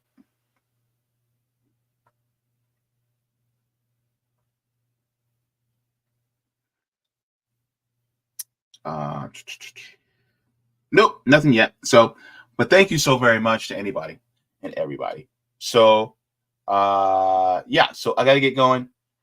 Take care, everybody. Look, like I always say, water your plants, water yourselves. Leave the world better than you found it. Like Michael Brooks said, be kind to others, but be ruthless to systems and institutions. And just try to be patient with people as they're coming into realizing what we've realized for a long time now. And, you know, some of them may have not gotten there yet, but when they do get there, be welcoming and try to help them along, because some people are still stumbling on their way to reaching, you know, where we're at.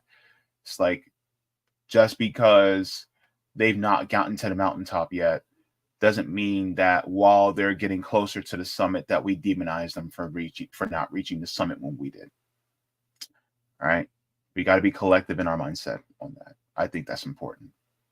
All right.